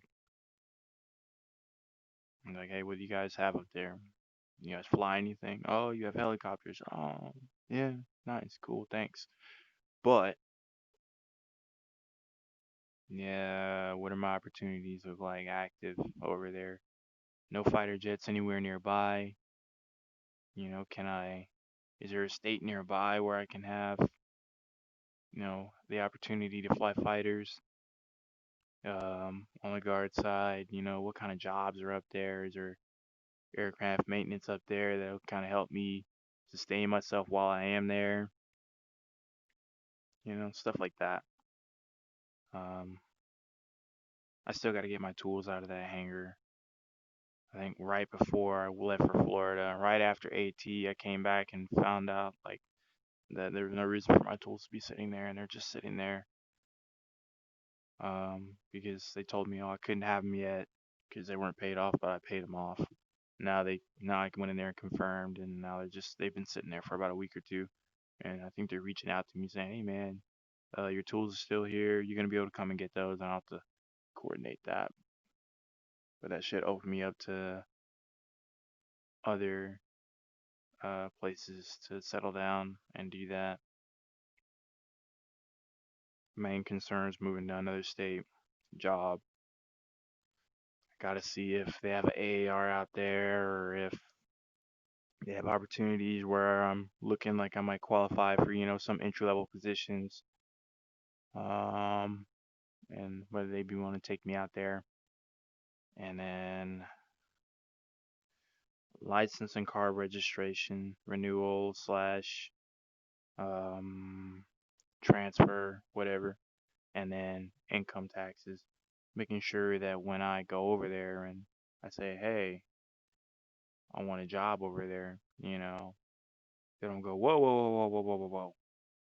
We don't have you filed over here, and you need it filed, and you need to Pay what you owe over here. Those are my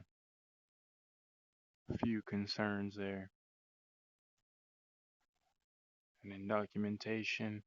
I'm gonna make sure I have stuff like my birth certificate and all that.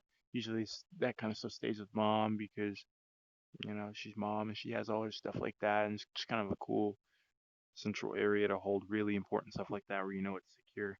But I need to have that for myself just to make sure I can provide that when I need it and not have to have my mom mail my birth certificate to me, and the possibility of theft or interception or damage in the transit process. Ugh, yuck. Let's get it on. Boop. Oh, it's dark. Alright, let's turn the gain down. Reaching for the keyboard. Oh, I'm not used to reaching forward with my right hand.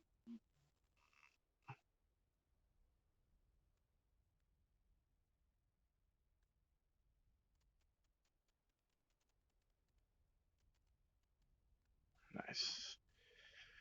That's a lot better. Flashlight.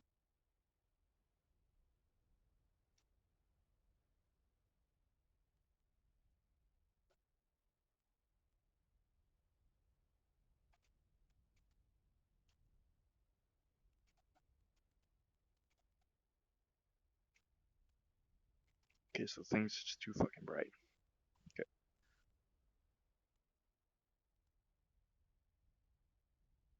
God damn it. Where's the battery? APU. I know you're right here. Nope, that's engine crank. I know you're right there. There you are.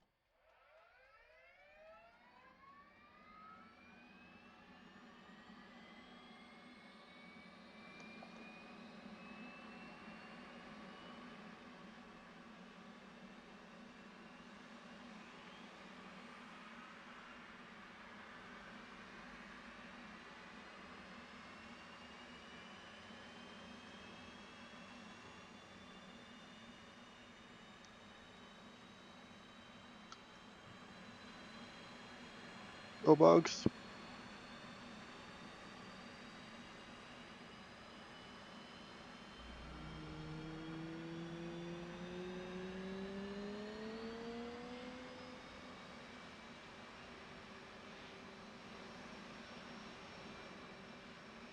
Roll left, roll left. Flight control. Flight control. Springfield 1, Tally Bandit at Bulls 226 for 26 at 2,600. Heavy 1, Springfield 1, engaging Bandit at Bulls 227 for 27 at 2,600. 2,600. Heavy 2, defending Springfield 1, 2, defending Bandit at Bullseye 2,003 for 2,900.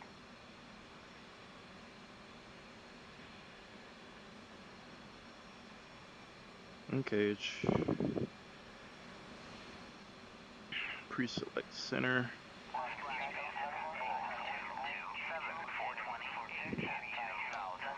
Got left engine up.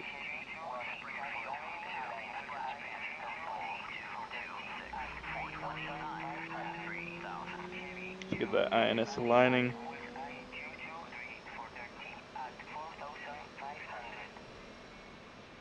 Cockpit.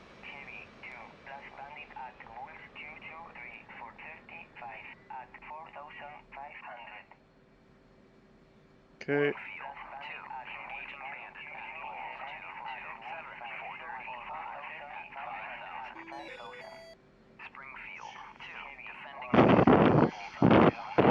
CES, flaps FCS, INS Indigo, INS, POS ADC.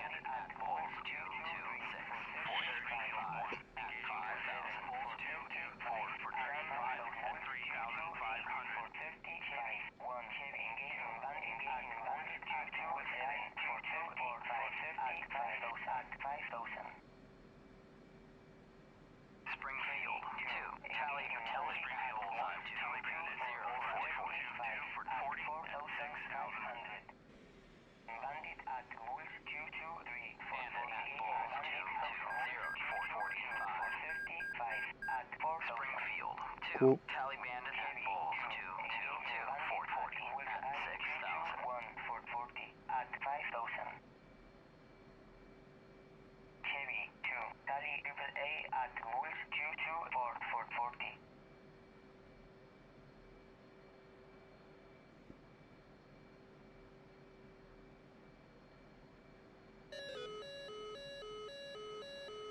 I'm not surprised. Kind of wish I knew what the hell was going on. Heavy 1, Tally Sam at Bulls Eye 231 440. Heavy 2, defending Heavy at Bulls Eye defending 1 9 440. May just give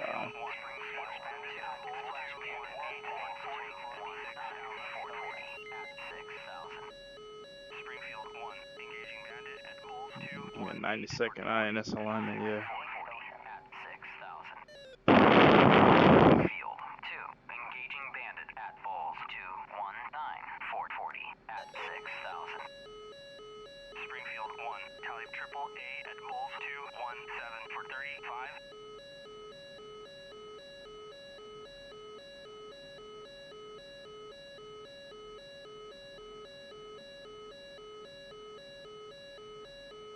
Heavy 2, defending bandit at Bulls 232 for Okay. 55. Heavy 2, plus bandit at Bulls Eye Let this do this 217 on. for 55 at 8,000. INS is still aligning. 2, engaging bandit at Bulls 217 for 55 at 8,000. Let's get you trimmed for takeoff. Armor at Bulls Eye 216 for 30.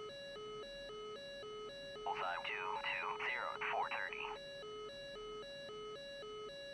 Give me F10.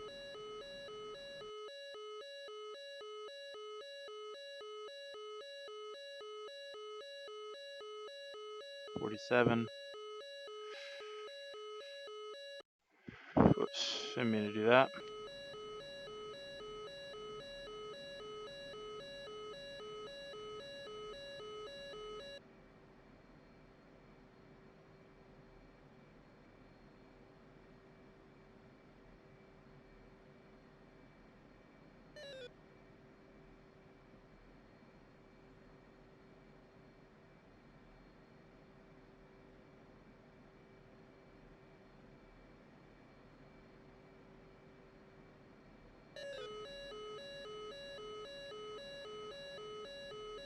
What's up, INS Digo? Nope, I can get moving.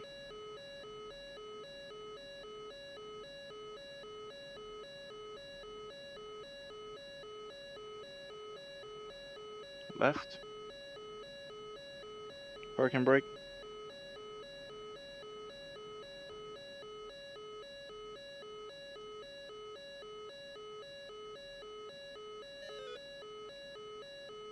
Infield 1 2, request startup.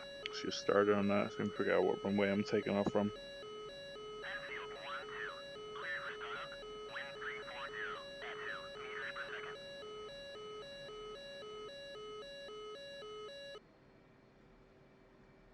Infield 1 2, request taxi to runway.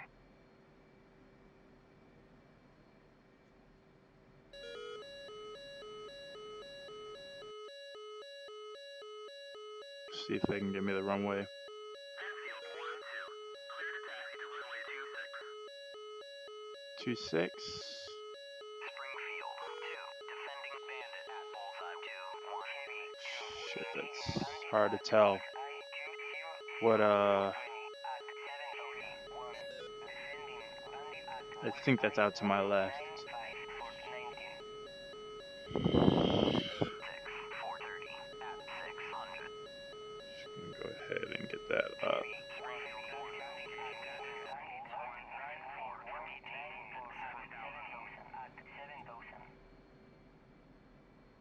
Springfield 1, Tally Bandit at Bulls 195 for 17 at 7,000.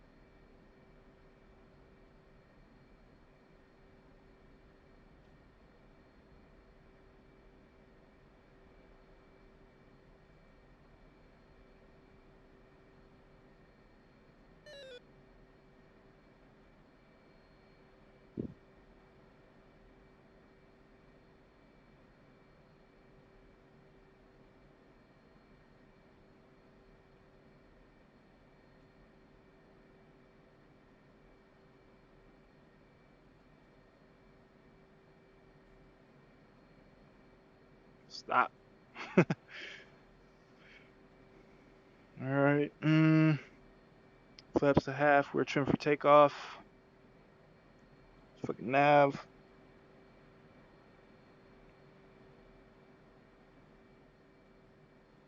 Let's get those taxi lights off.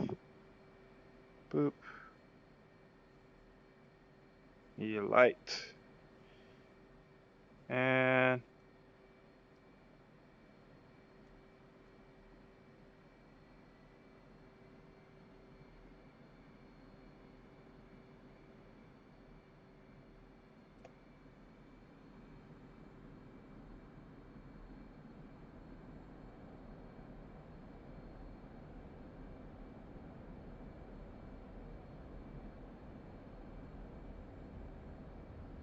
50. 70. Let's get the nice.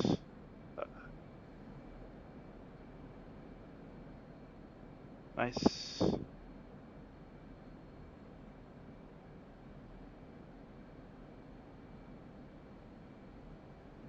$50.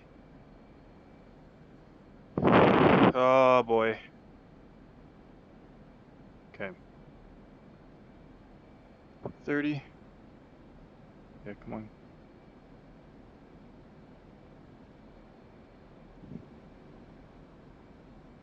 Let's climb. Hell Heavy up. 2, passing waypoint 2 at 7,000. Heavy 2, carry artillery at bullseye 220 for 35.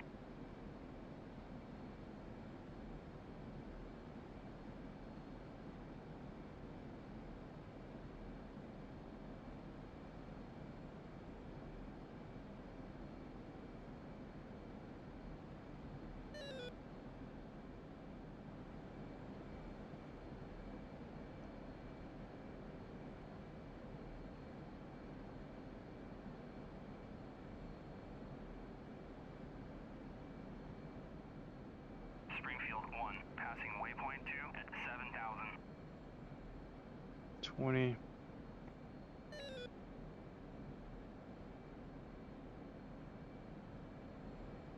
Springfield 2, tally triple A at Falls 224 for 35.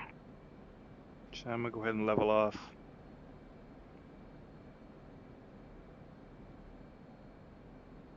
Heavy 1, passing waypoint 2 at 7,000.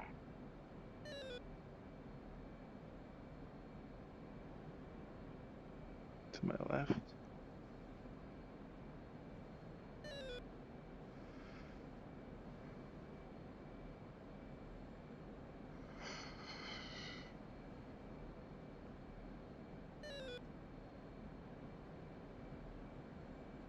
Springfield 2, tally triple A at Falls 226 for 35.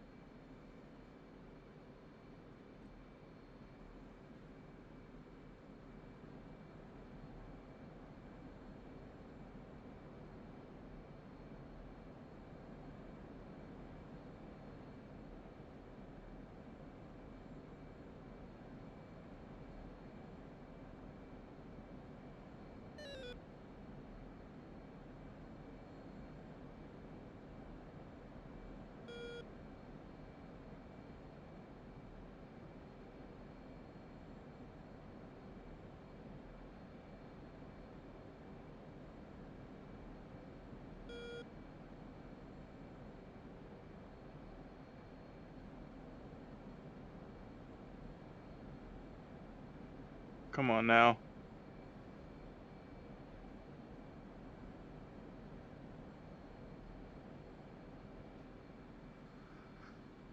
Navigation.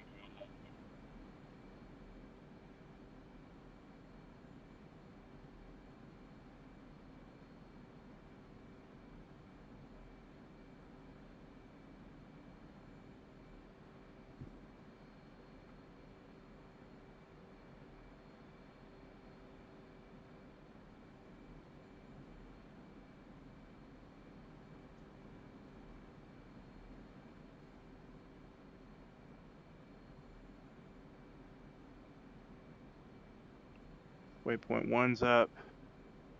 Follow that heading tape.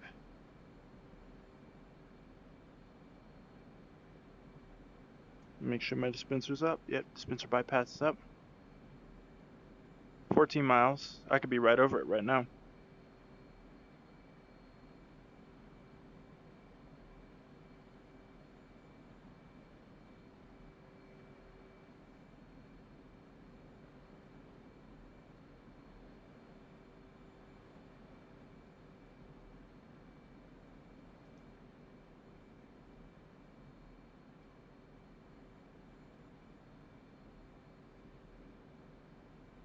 Please stop doing that. Alright. 5.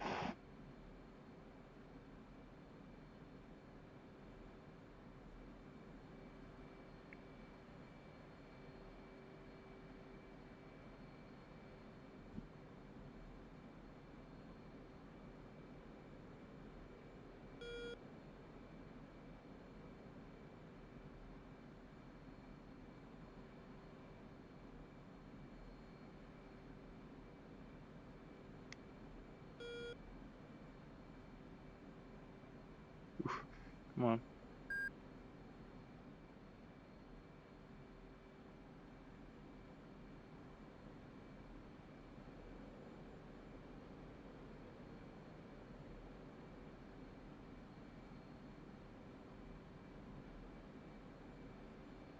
Can't see anything.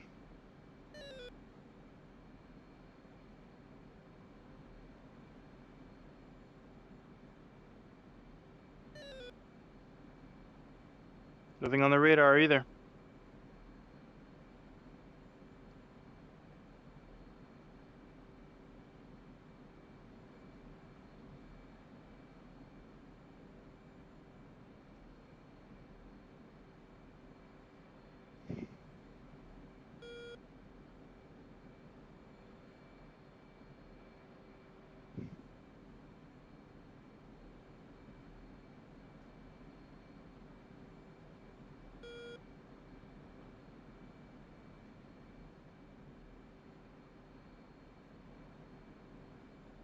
Behind me? Like I didn't even see anything in the air.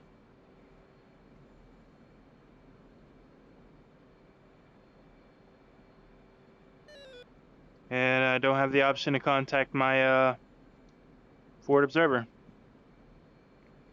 Oh wow, so with a click of the comms button again, I can just go ahead and get rid of the menu. That's good. That's good to know. I don't see anything in the air. I don't see...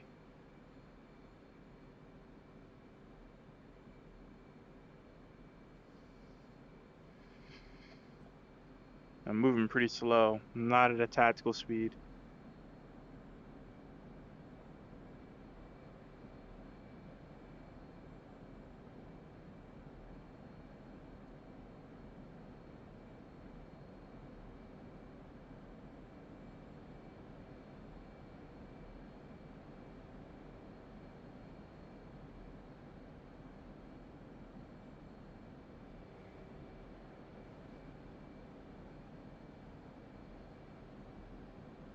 I don't see anything. Definitely fires. But I don't see any units.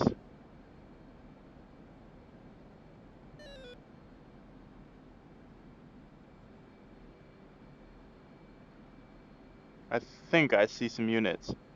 But I have no idea.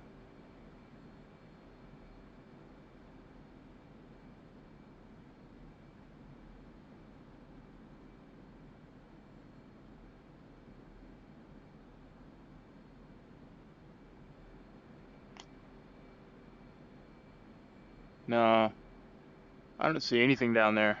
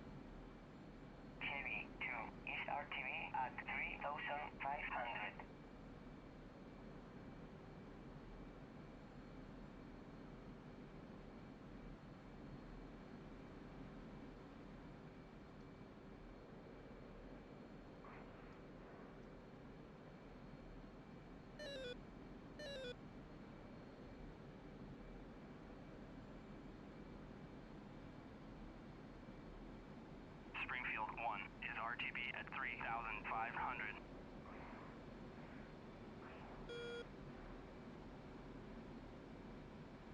Fucking mission's over. Altitude. Altitude.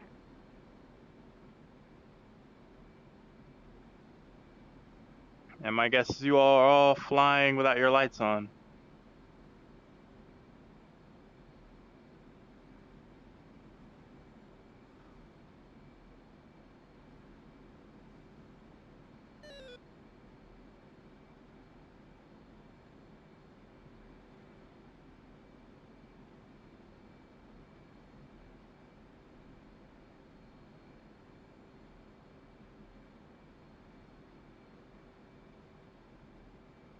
Well, let's check GPS.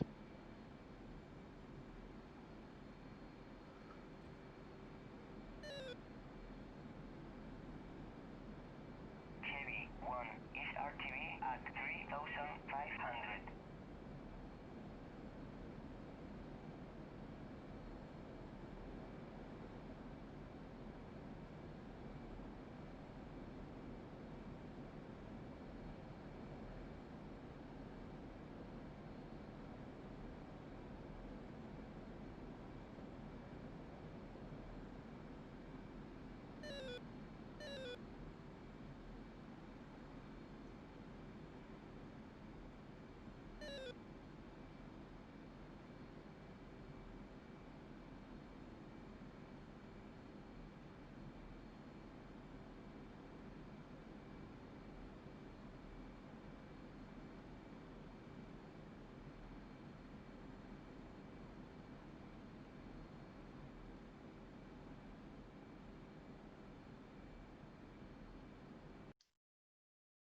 Yeah, what the hell's going on? Boop. Zoom way the hell out.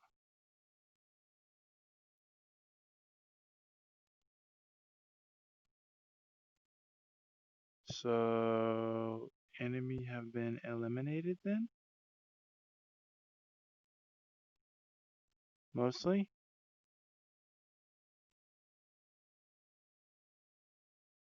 Let's try waypoint 3.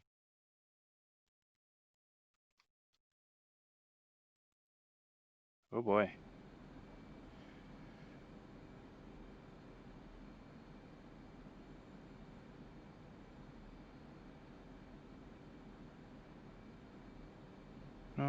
Show me up to 80.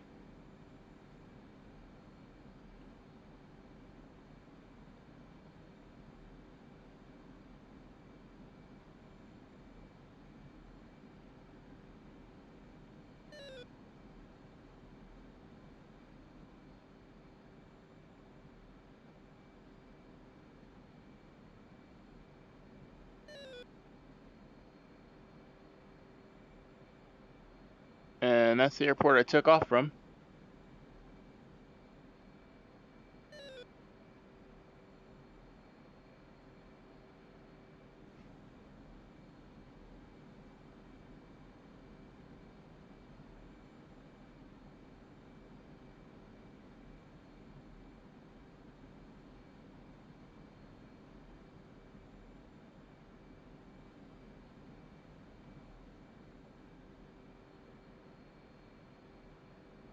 A bit of memory for you.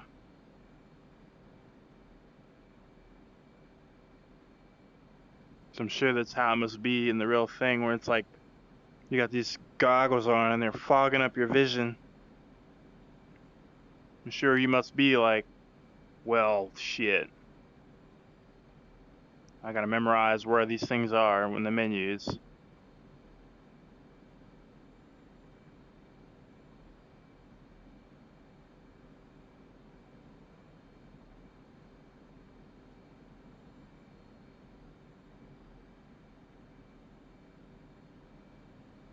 Acting as if I had autopilot on.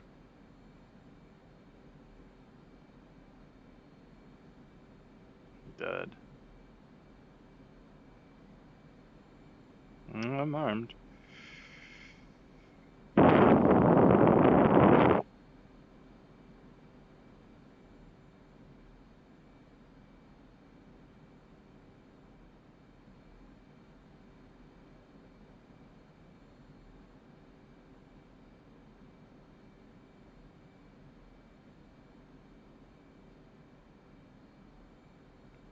Fires are close.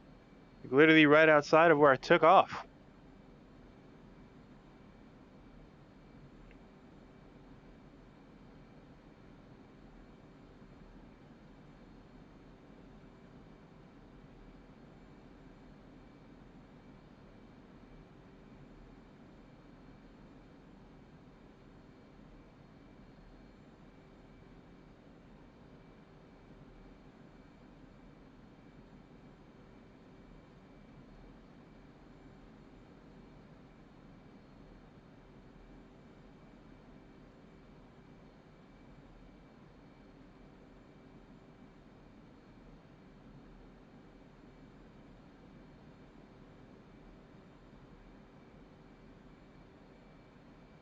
You just said there are more targets across that archipelago. Uh, yeah, on the archipelago there are a few more guys. So I might check there, but either I'm coming up on a bunch of dead guys. Straight to my 6, or there's still some people left. No, there's dead guys. Dead allies too.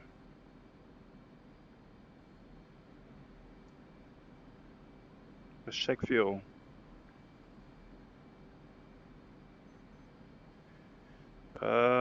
Decent on fuel. Game's doing a lot of loading, so I'm assuming I'm taxing it by continuing to record. Let's go back stores.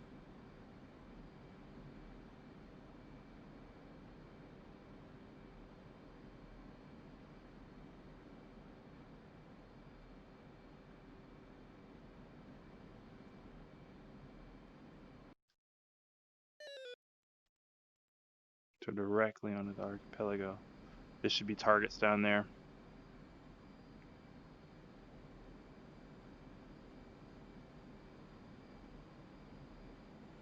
Now I'm gonna see what it's like to acquire a target with night vision. Altitude. Altitude.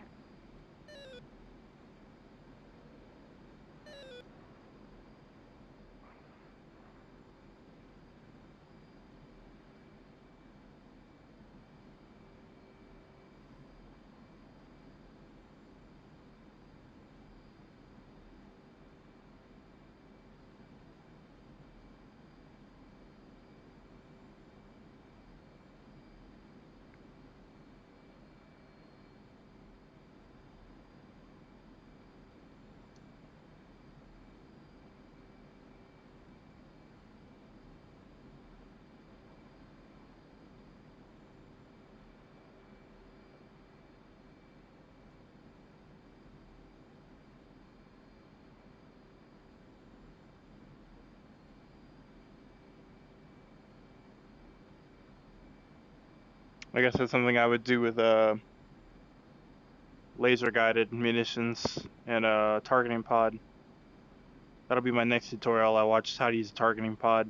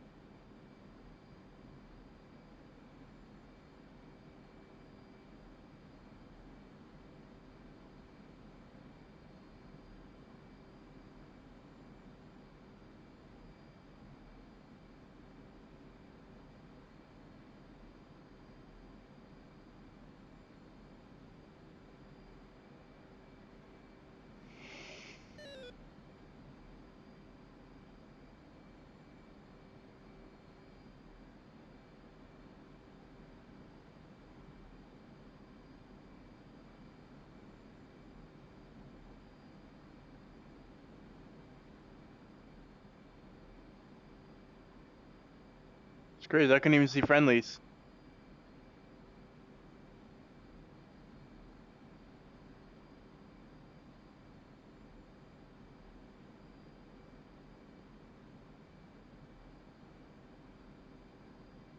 I want to know what makes it so hard to see these things lit up by fire like that.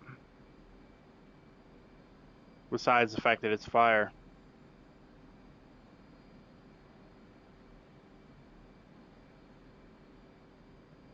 Or rather, see what it looks like when more than one thing is on fire. I can't see any remnants whatsoever.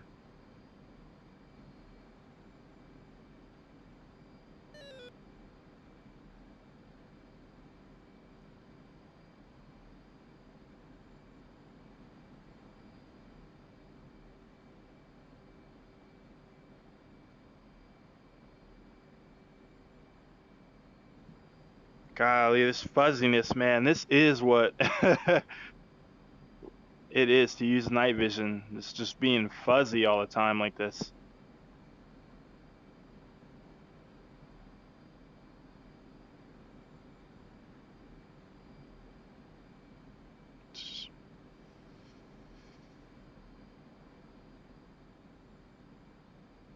Receive.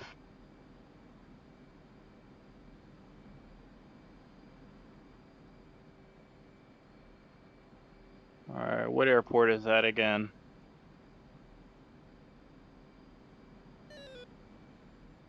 On GPS and take a look. Continuing to keep my eyes out.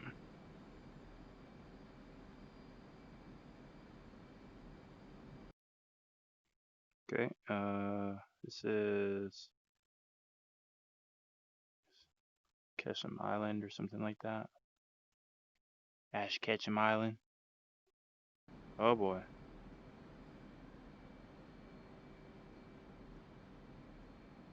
My menu. 5. Infield 1, 2, inbound. Enfield 1, 2, fly heading 314, Fort 5, QFE 29.70, runway 05 to pattern altitude. 314 for 5. I don't know what QFE is yet.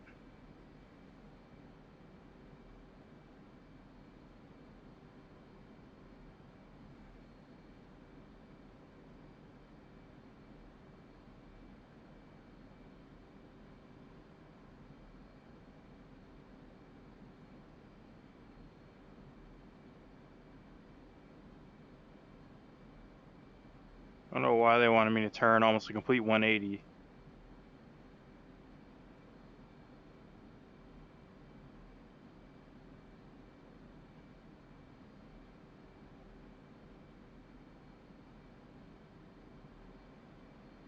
Like I see you right there.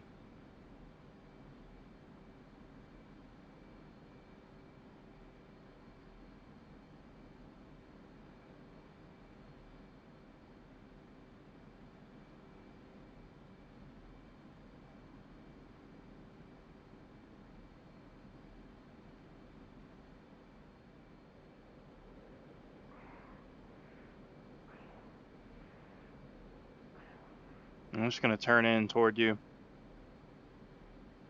I'm not gonna play these games of let's fly in and have them clear you for the landing and all that BS. I'm just gonna be smart about it.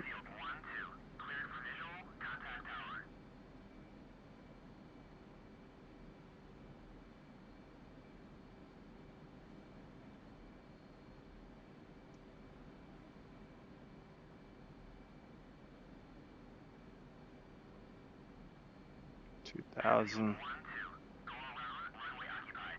Well, no shit.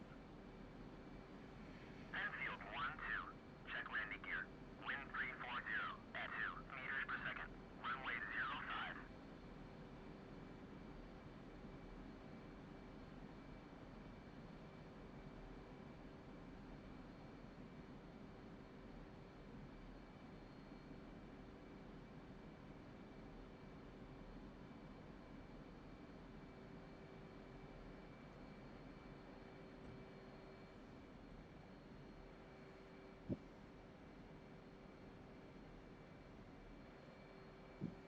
Oh, come on.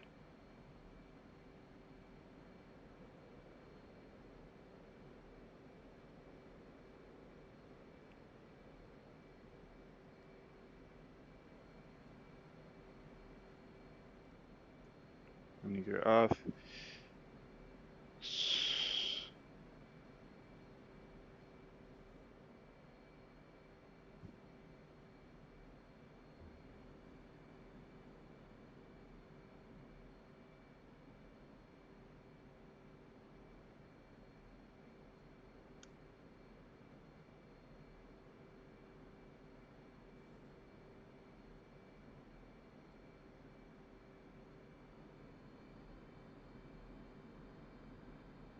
1,500 feet.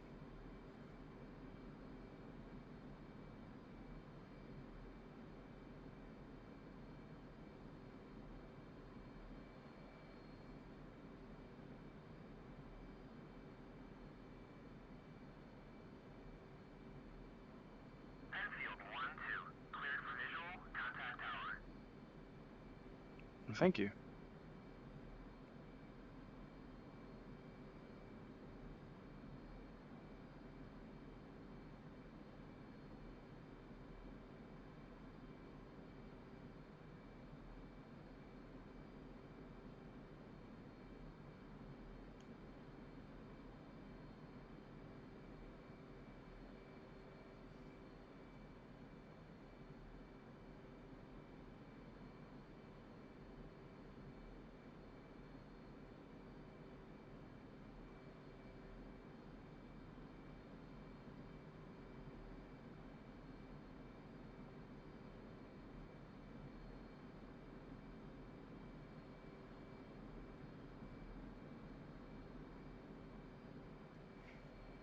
Yeah, I need more altitude.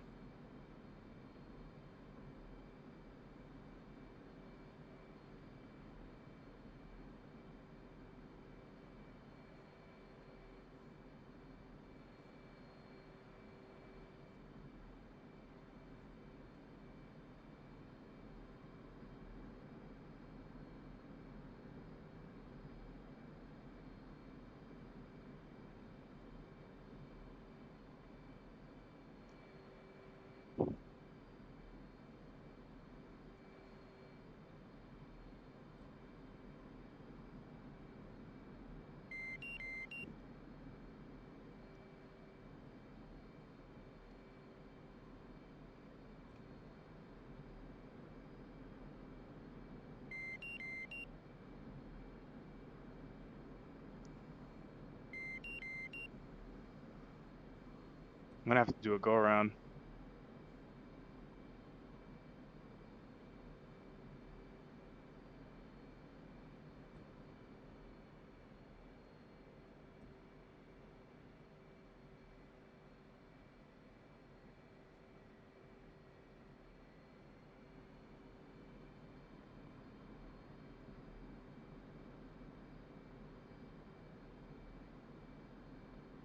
Enfield 1-2, check Or landing not. gear.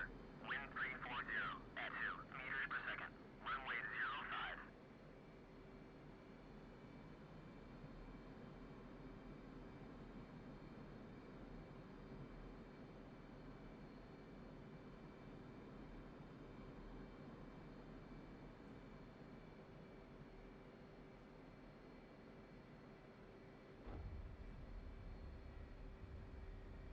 Yeah.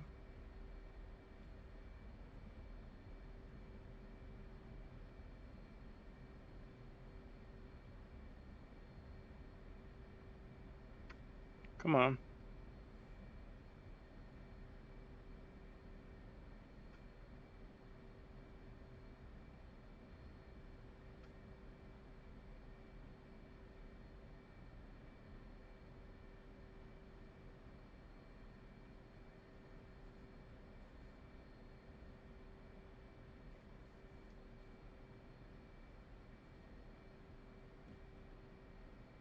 Still going too fast.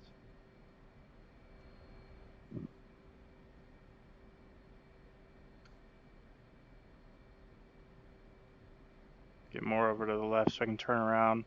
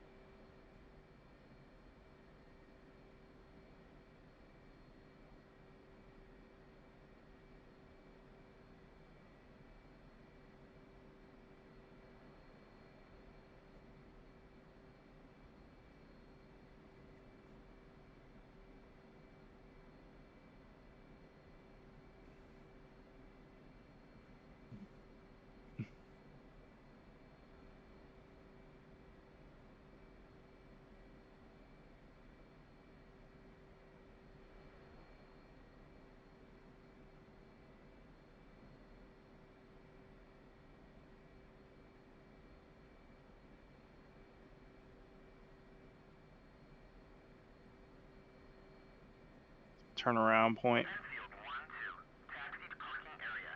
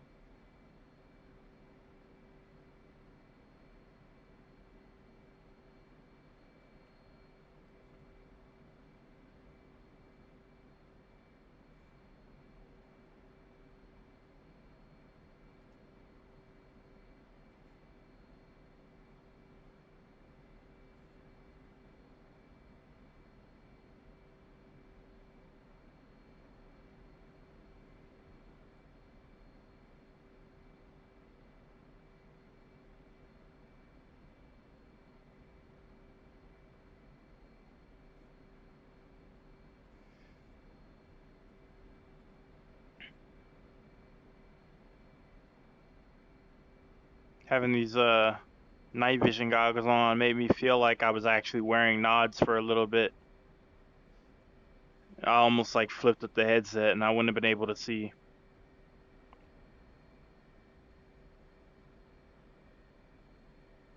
Trying to get used to my feet set wherever they're at.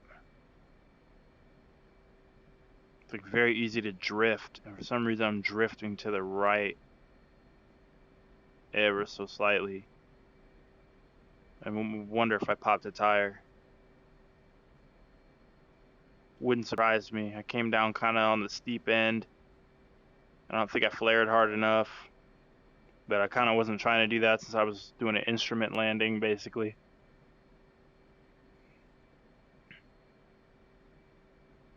Or IFR rules at least.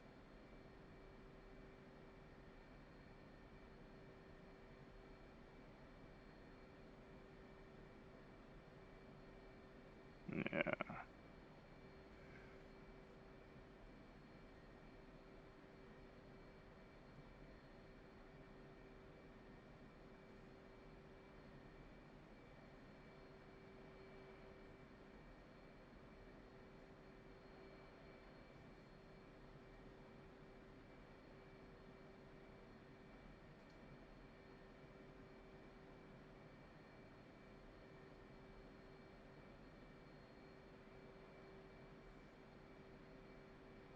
I should be on track.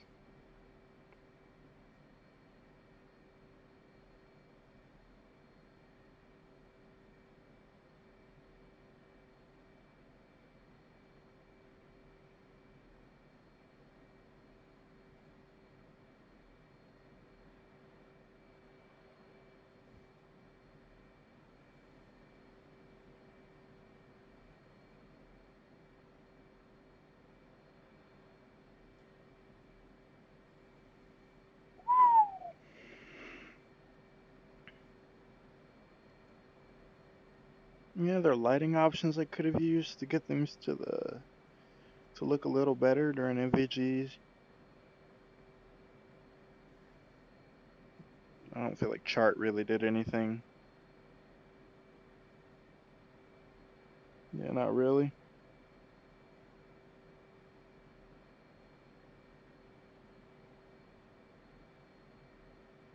See if that would have helped actually.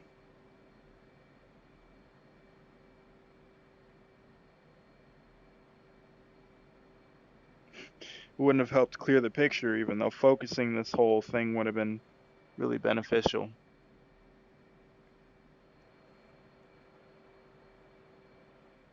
That's sad. I got by the time I got up, got all my targets were knocked down.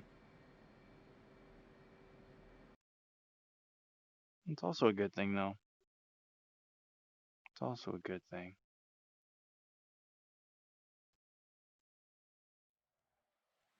Yeah, apparently they were just knocking each other out of the sky. Apparently they were really at it while I was getting ready.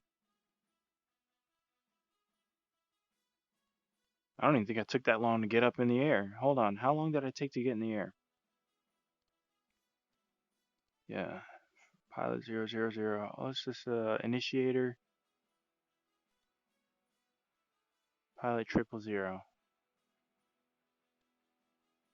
All right. Boom. Engine startup. 11. Wait, where's the takeoff? 11. 10 minutes. So it took me 10 minutes. That's probably more due to fucking with nods and maybe like, yeah, probably because of the nods. Doing it in the night scenario. I had to practice doing it at night.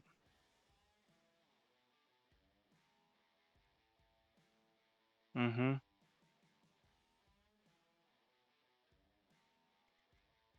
Yeah, it wasn't that far out. And then I got up in the air and sat there for about 20 minutes.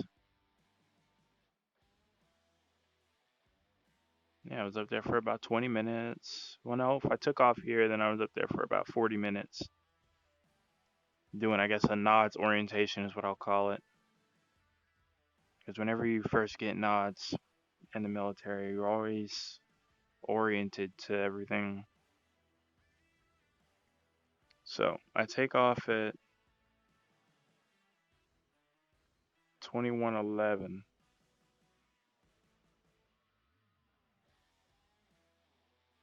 or 2311.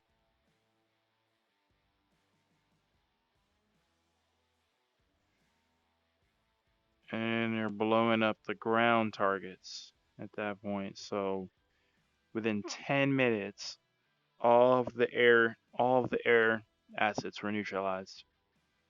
So they really did work. It really did work while I was up there. That was just a bad setup, I guess.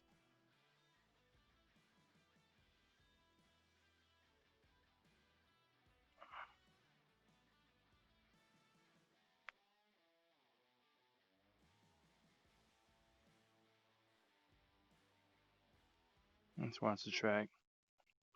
I want to see, want to evaluate, maybe not the performance on the getting up there, but the performance on like once I got up there, like just how well did I fly? What was I looking at? Was everything really already dead? Is everything going to be dead by the time that I get up there this time?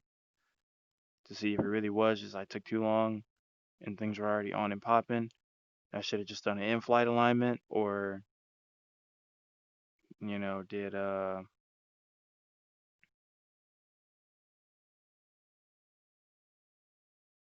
did they just move quickly in general?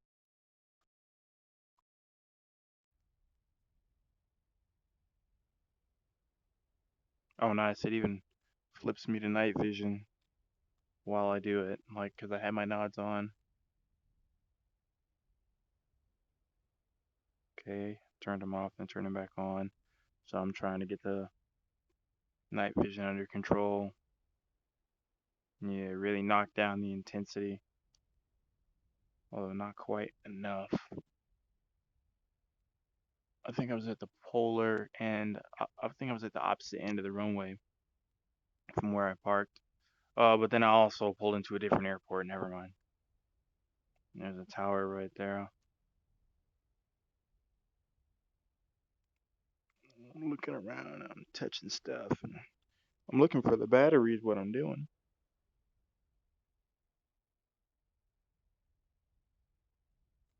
Golly, just that weird green haze. I'm looking over here.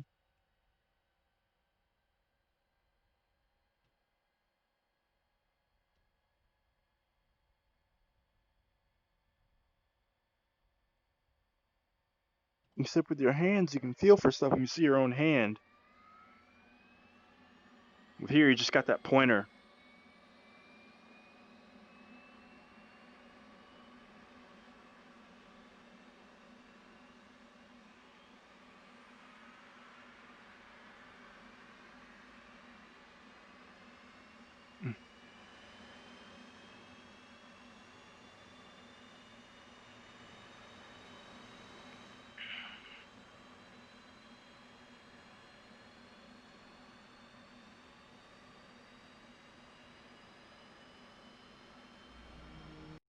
Go to F10 view while I'm spinning up and see just what the hell happened.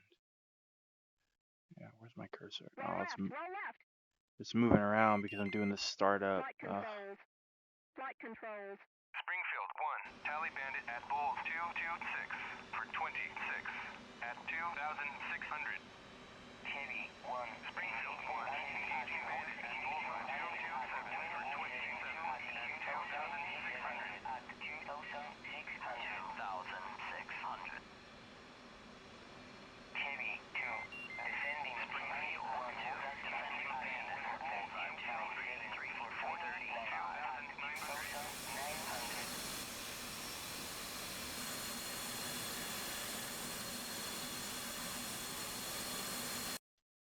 Now let's see if it gives me control of my My cursor. Nope. 227 420 at 2,700. Springfield 2, Splash Bandit at Bulls 226 429 at 3,000. Heavy 2. Plus Bandit at Bullseye 223 for 30 at 4,500. Well, I'm just gonna have to lean in. Heavy 2. Plus Bandit at Bulls 223 for 35 at 4,500. What the heck are smirch? Missiles? 2, engaging Bandit at Bulls 227 435. Artillery barrage? Springfield 2, defending Bandit at Bullseye 225 435 for 35. Aim 9s. Springfield 2, engaging Bandit at Bulls 2. They pushed in hard. At 5,000. Bulls 224 for 35 at 3,500. For 35. Heavy engaging Bandit at Bulls 227 for 35. They make dogfighting look so easy. 5,000. Because they're all the way out there, freaking miles away. Probably about like 20, 30 miles away from me. Locking me up, and I'm on the runway. Like, they're trying to track me when they got people firing aim 9s at them. Springfield 2, Tally Bandit at Bulls 222 440 at 6,000. 440 at 5,000. Heavy 2, Tally AAA at Bulls 224 440.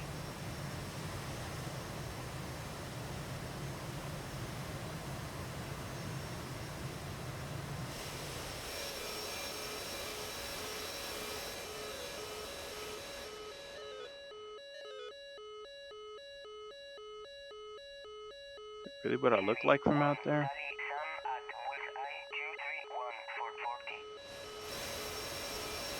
Heavy 2, descending Heavy 1 Bullseye 71 440.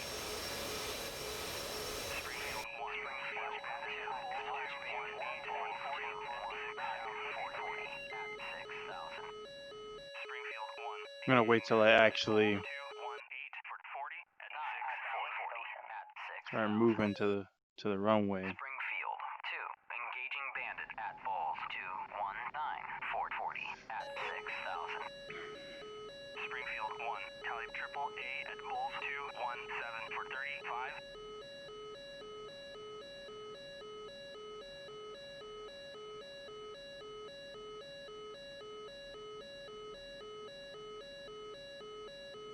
Heavy 2, descending Bandit at Bulls 232 for 35.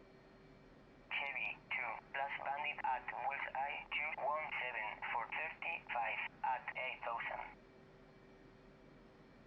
Heavy 2, engaging Bandit at Bulls 217 for 35 at 8,000. Heavy 1, Tally Armor at Bullseye 216 for 30. Bullseye 220 430.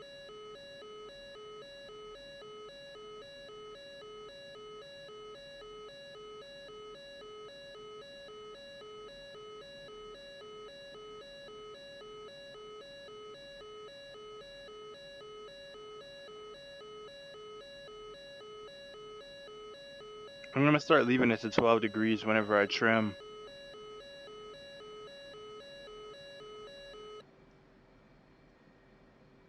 Oh, was waiting for the INS alignment.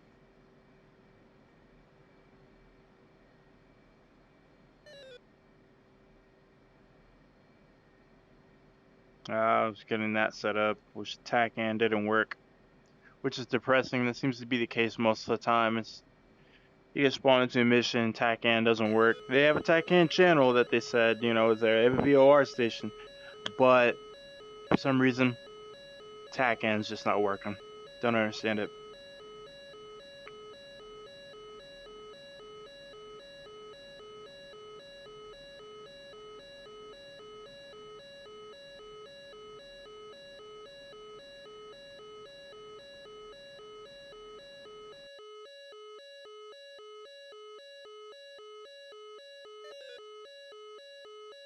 In field 1, 2, request startup.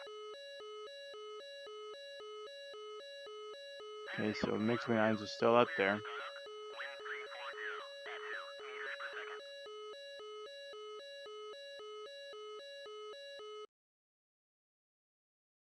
In field 1, 2, request taxi to runway.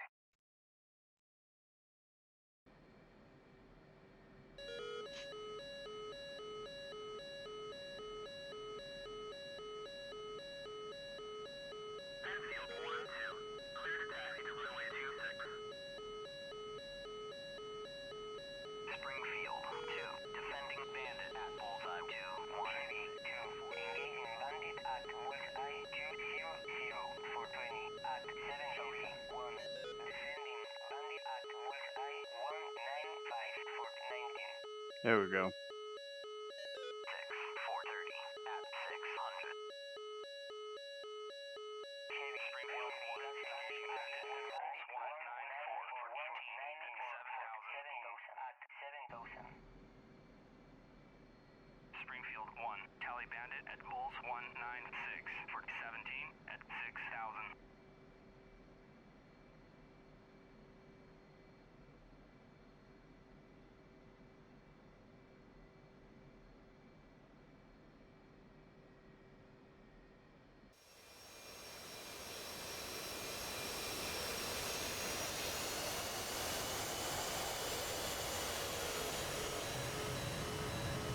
Springfield 1.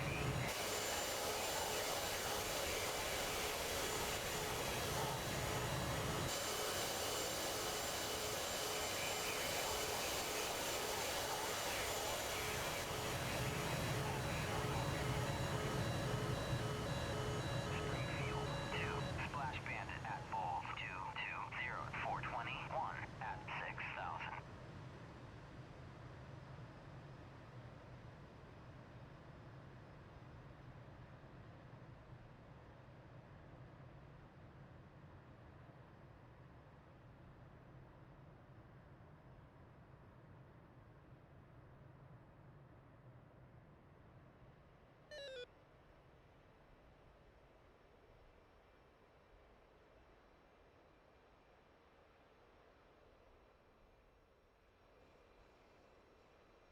I can't even imagine how cold it would be out here. Just by the sound of the wind. I'm feeling the bite of cold just like listening to this wind.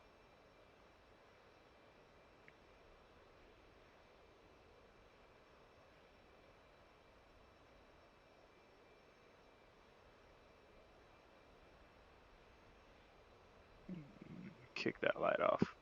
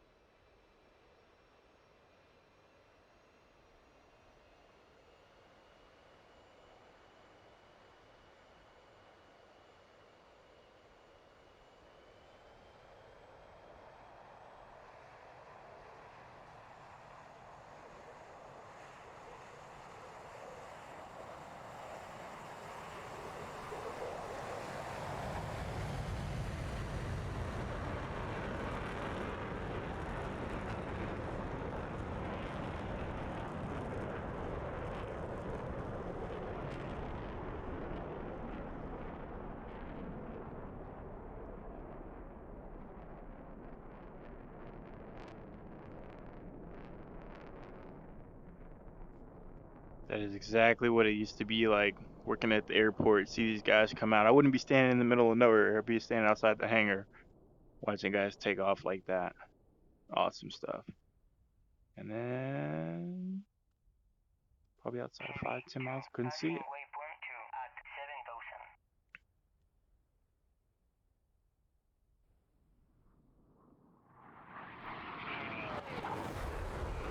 Bullseye 220 for 55.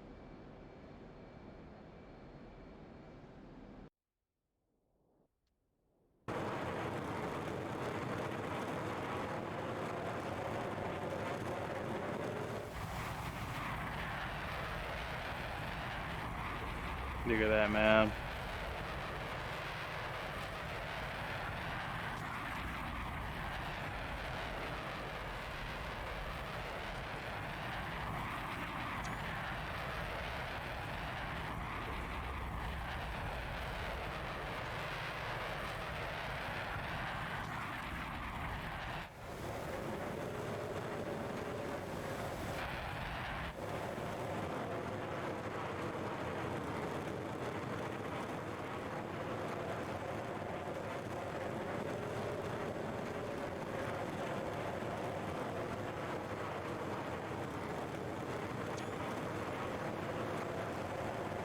At 7,000.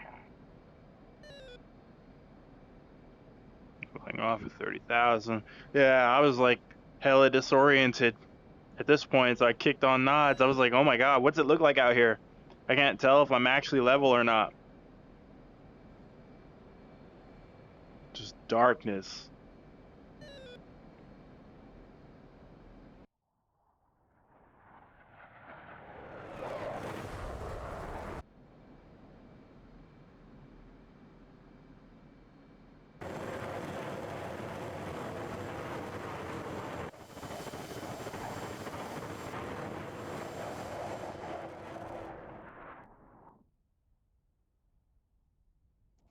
At this point, I just want a grand view of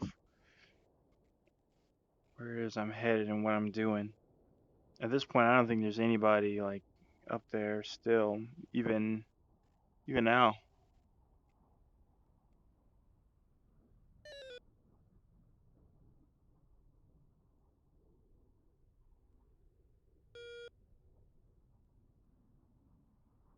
Like if it took me 20 minutes to get in the air, which I think is probably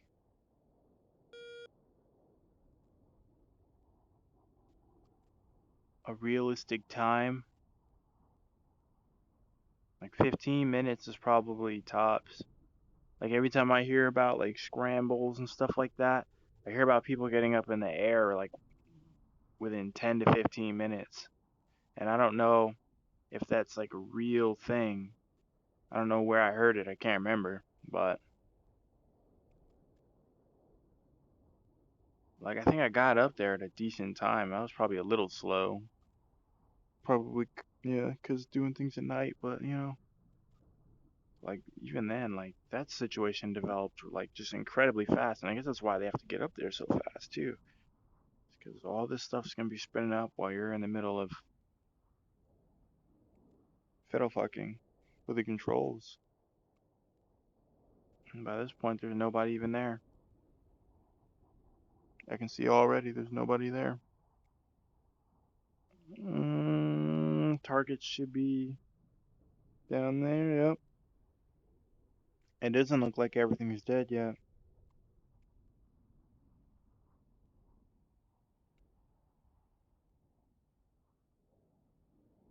From right there, but there's also the clouds. I'm nowhere. It looks like I'm headed there, but it's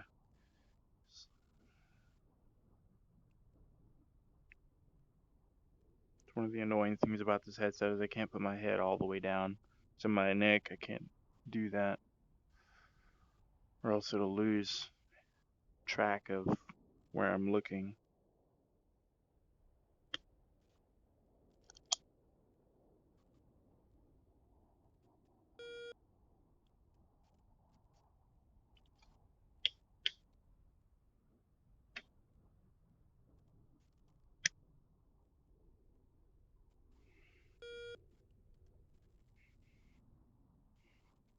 Things look so much clearer on my computer screen. Things look so nebulous inside of this headset. Like there's that real dark, like actual fog. Like when you try and look and you only see like dark shades of colors and stuff like that, like color fields and whatnot, because it's just so dark that you can't see through it. That's what I see when I look around, like the edges. There's like a vignette.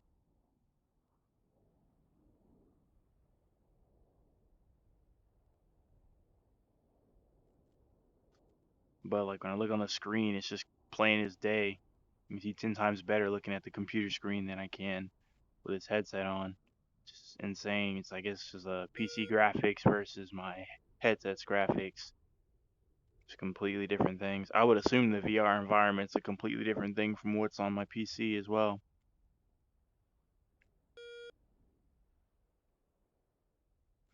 Yeah, I see myself moving a little closer to the ground, so. Oh, are there other things in the air?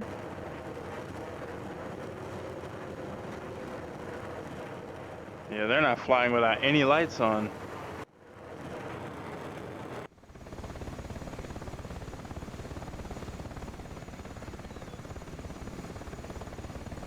They're still shooting that shit.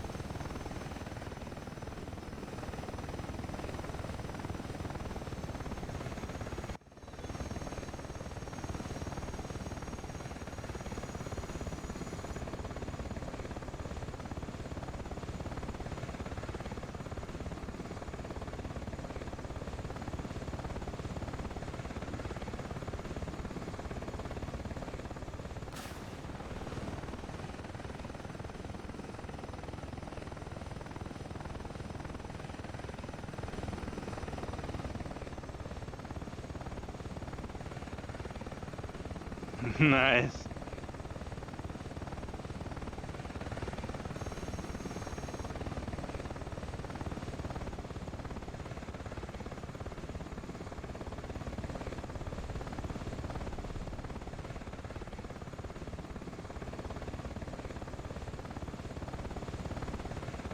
Like whatever's over there, they're fucking it up. While nowhere to be seen.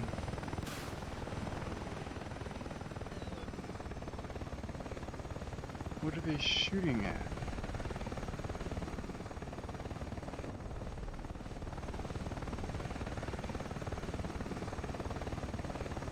Yeah, I feel like in real life they would have lights and IR panels and IR searchlights and stuff on their vehicles and their weapon systems, and that would help you identify. Look, he's firing at something, and I no idea what it is.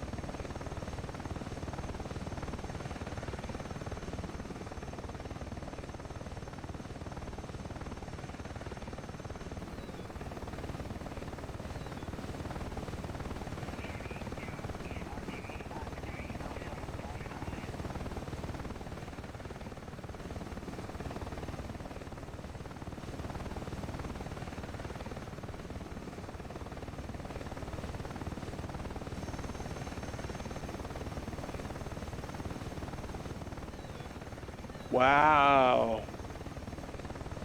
Seriously.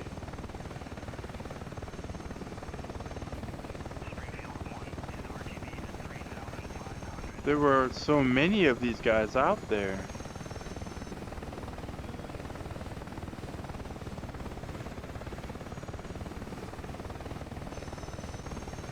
Altitude.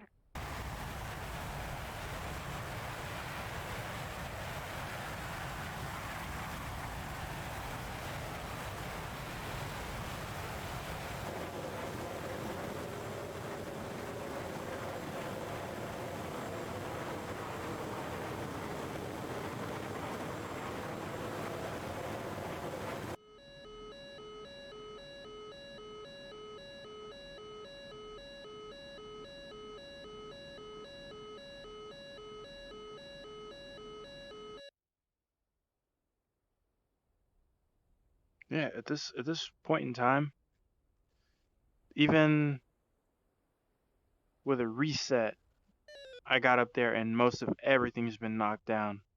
Cherry 1 is RTV at 3,500. And I think even more of the helicopters survived this time. Yeah, I think even more of them survived.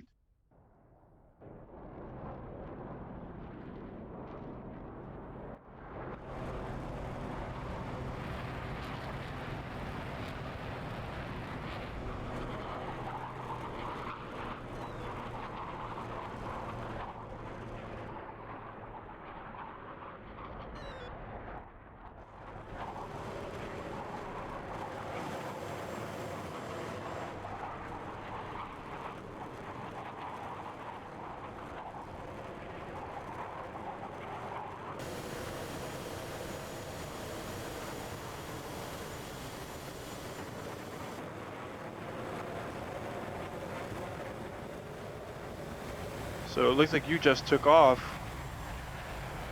Oh no, you're getting ready to land.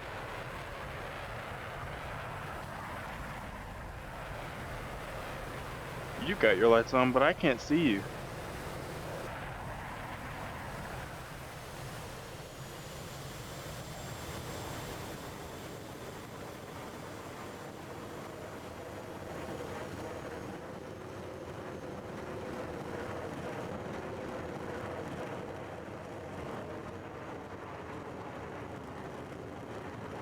See, so that's what they look like from that far off. But even then, I'm like, yo, you're flying with all your lights off.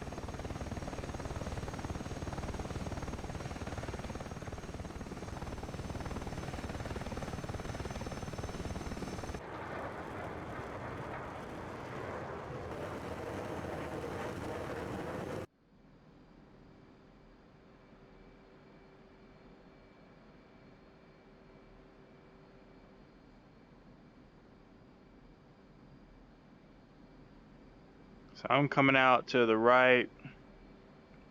I'm still scanning to see if I see anyone at this point. I'm looking for those strobes because apparently they got two of these guys flying around. They're like landing and whatnot, and they're supposed to have strobes on.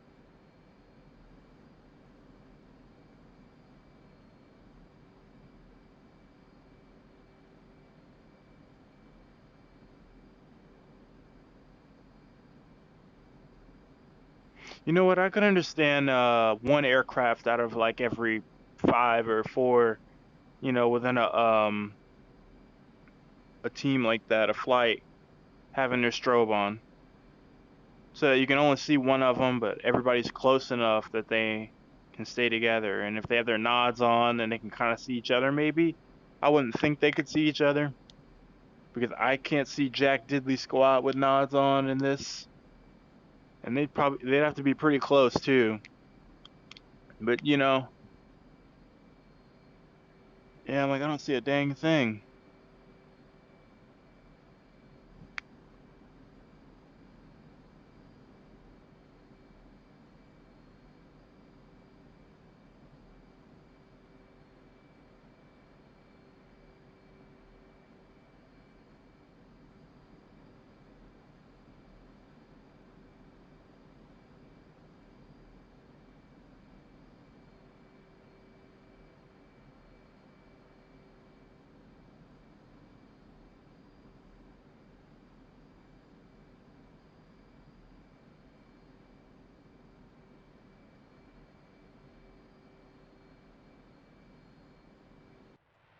Yeah, where are those other guys at?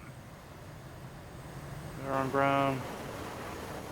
The fighters are about to land.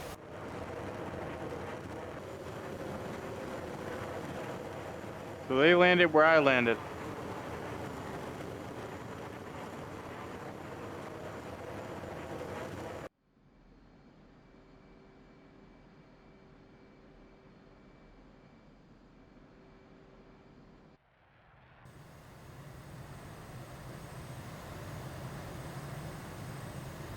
You know, I didn't see any of them on the runway.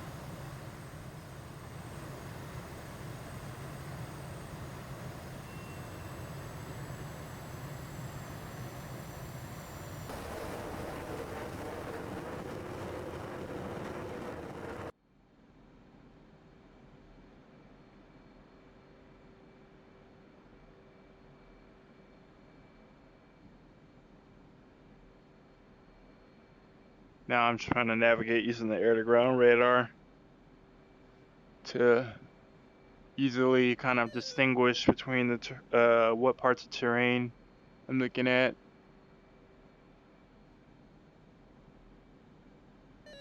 I'm also getting lower, trying to get to like 4,000, seeing if I can see anybody RTBing.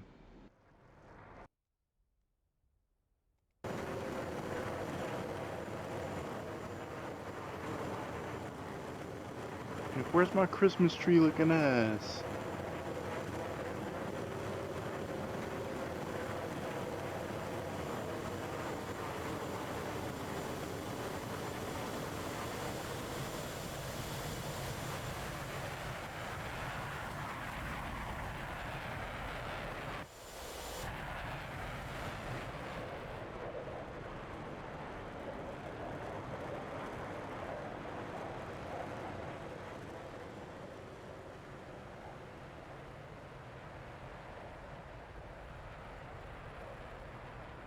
Oh wow, is this a formation landing?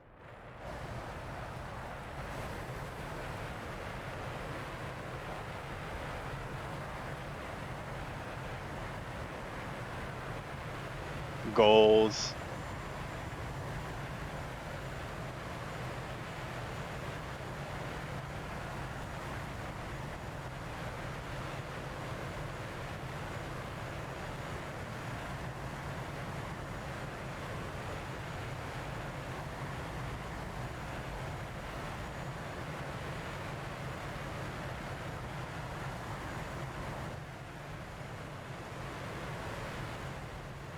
Still nowhere in sight. Yeah, it is formation landing. This is awesome.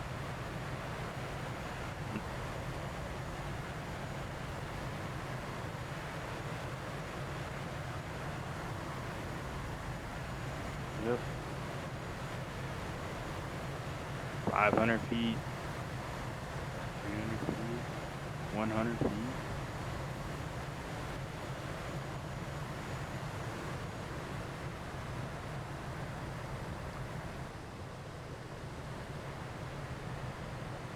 Oh, it's fucking sweet.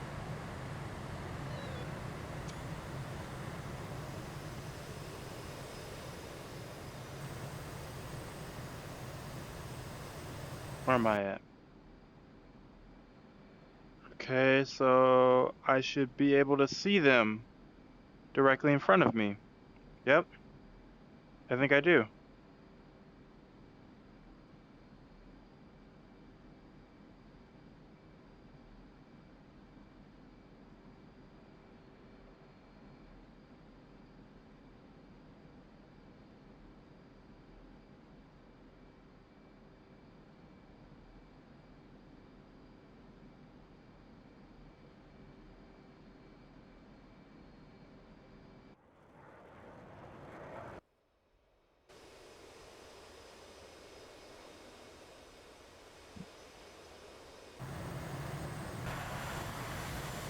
Still one in the air.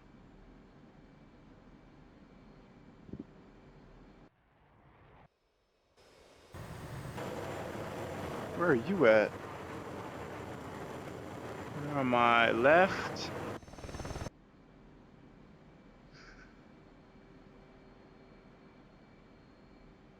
And he's just doing donuts out there. And apparently he's way lower than I am. I should be able to see him. Is that him?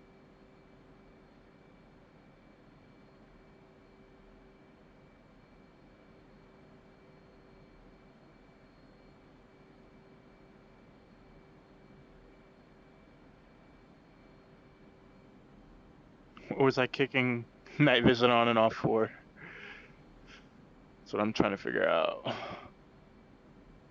I must have been messing around in the cockpit.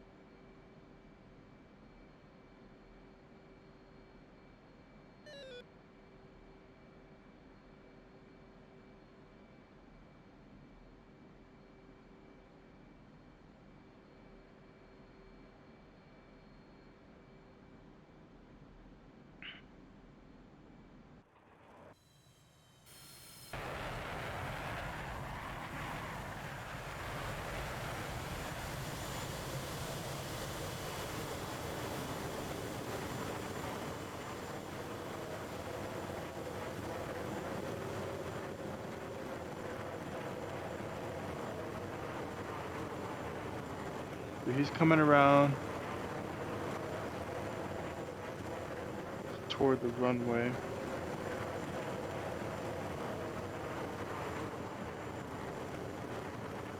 I'm circling toward the runway as well. He's slowing down.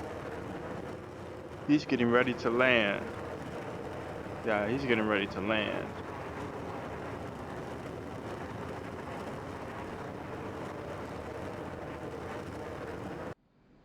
Alright.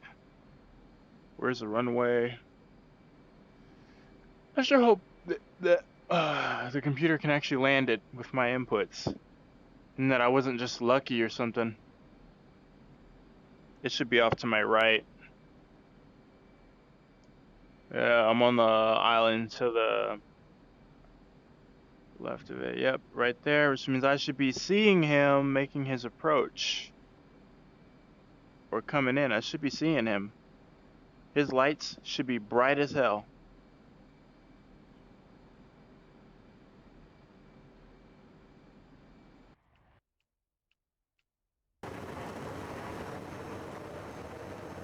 Yeah.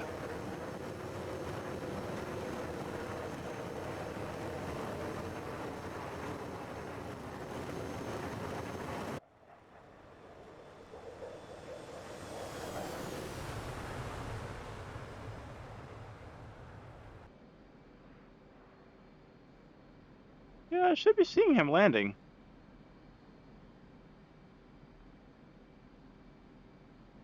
I don't see shit. And he should have made contact. I think I see him on the runway.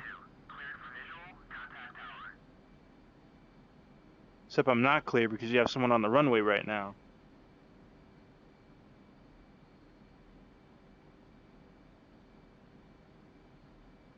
Yeah, I can see his strobe right now. It's like, I can barely see it.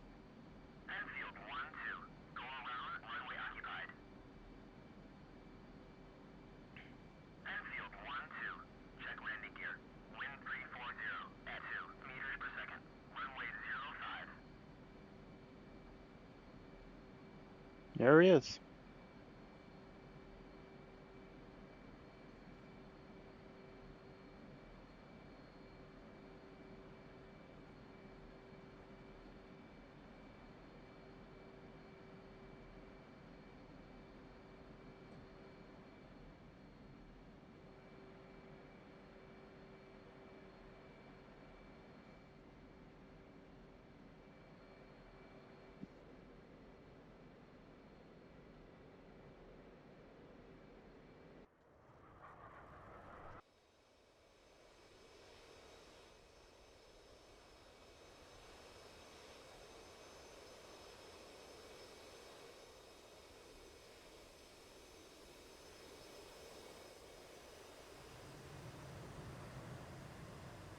Got that menu up.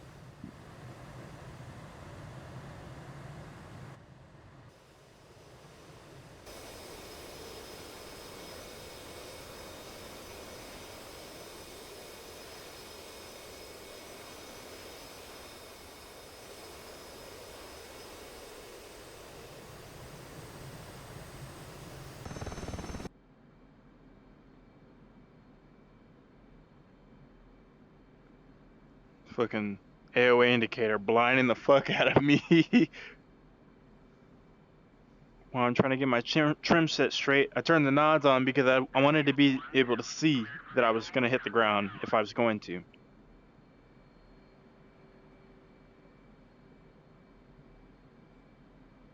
Now I can see them sitting there. Dang, they're so small though. I had no idea it was like that. And I'm sure, and I don't even think they were there when I actually did pull in. They weren't, I'm sure. Not at that point they were.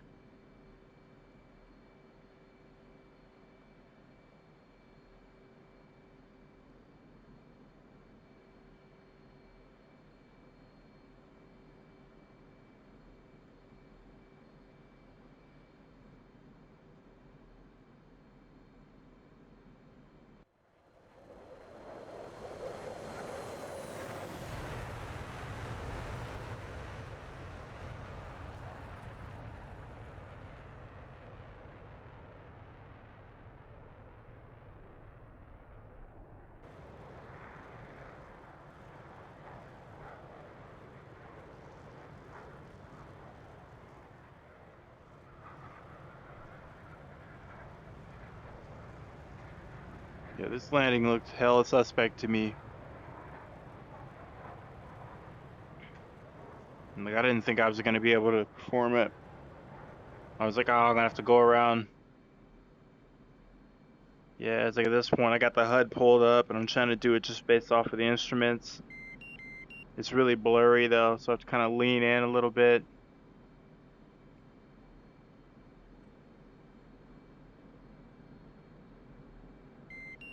Did a lot of looking up a little bit just to make just to read the altitude. That altitude scared the crap out of me.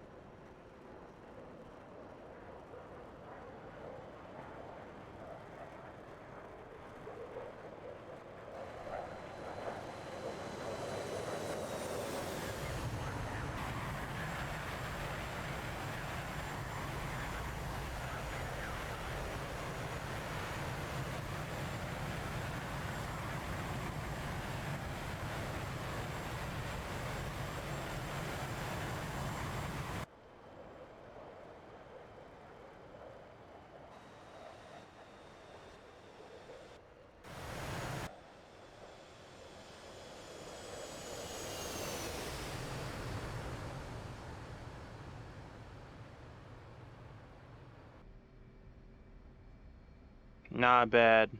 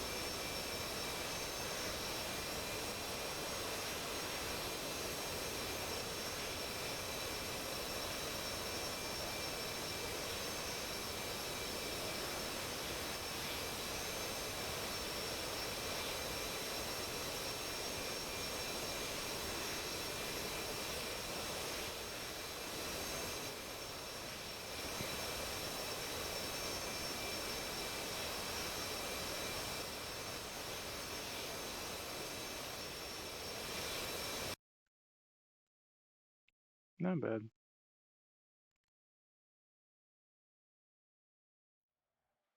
So, conclusion, it's really hard to see at night. It's even harder to see at night with night vision. Even harder to see people's strobes and whatnot. I couldn't see any of those guys out there. And they were all like right there around me, each within like 10 miles. Those have been enemies. They could have knocked my lights out right there. They could have just shot me right down. Luckily, they did clear the airspace before I even got there. And I guess we had way too many helicopters to expect any sort of fight from the ground. But it also didn't help that I didn't have any sort of context on that battlefield, like coming from any sort of JTAC or FO, like nothing. Um, yeah, that being said, I'll do better next time. That was pretty cool though. Man, that was a long recording, I bet too.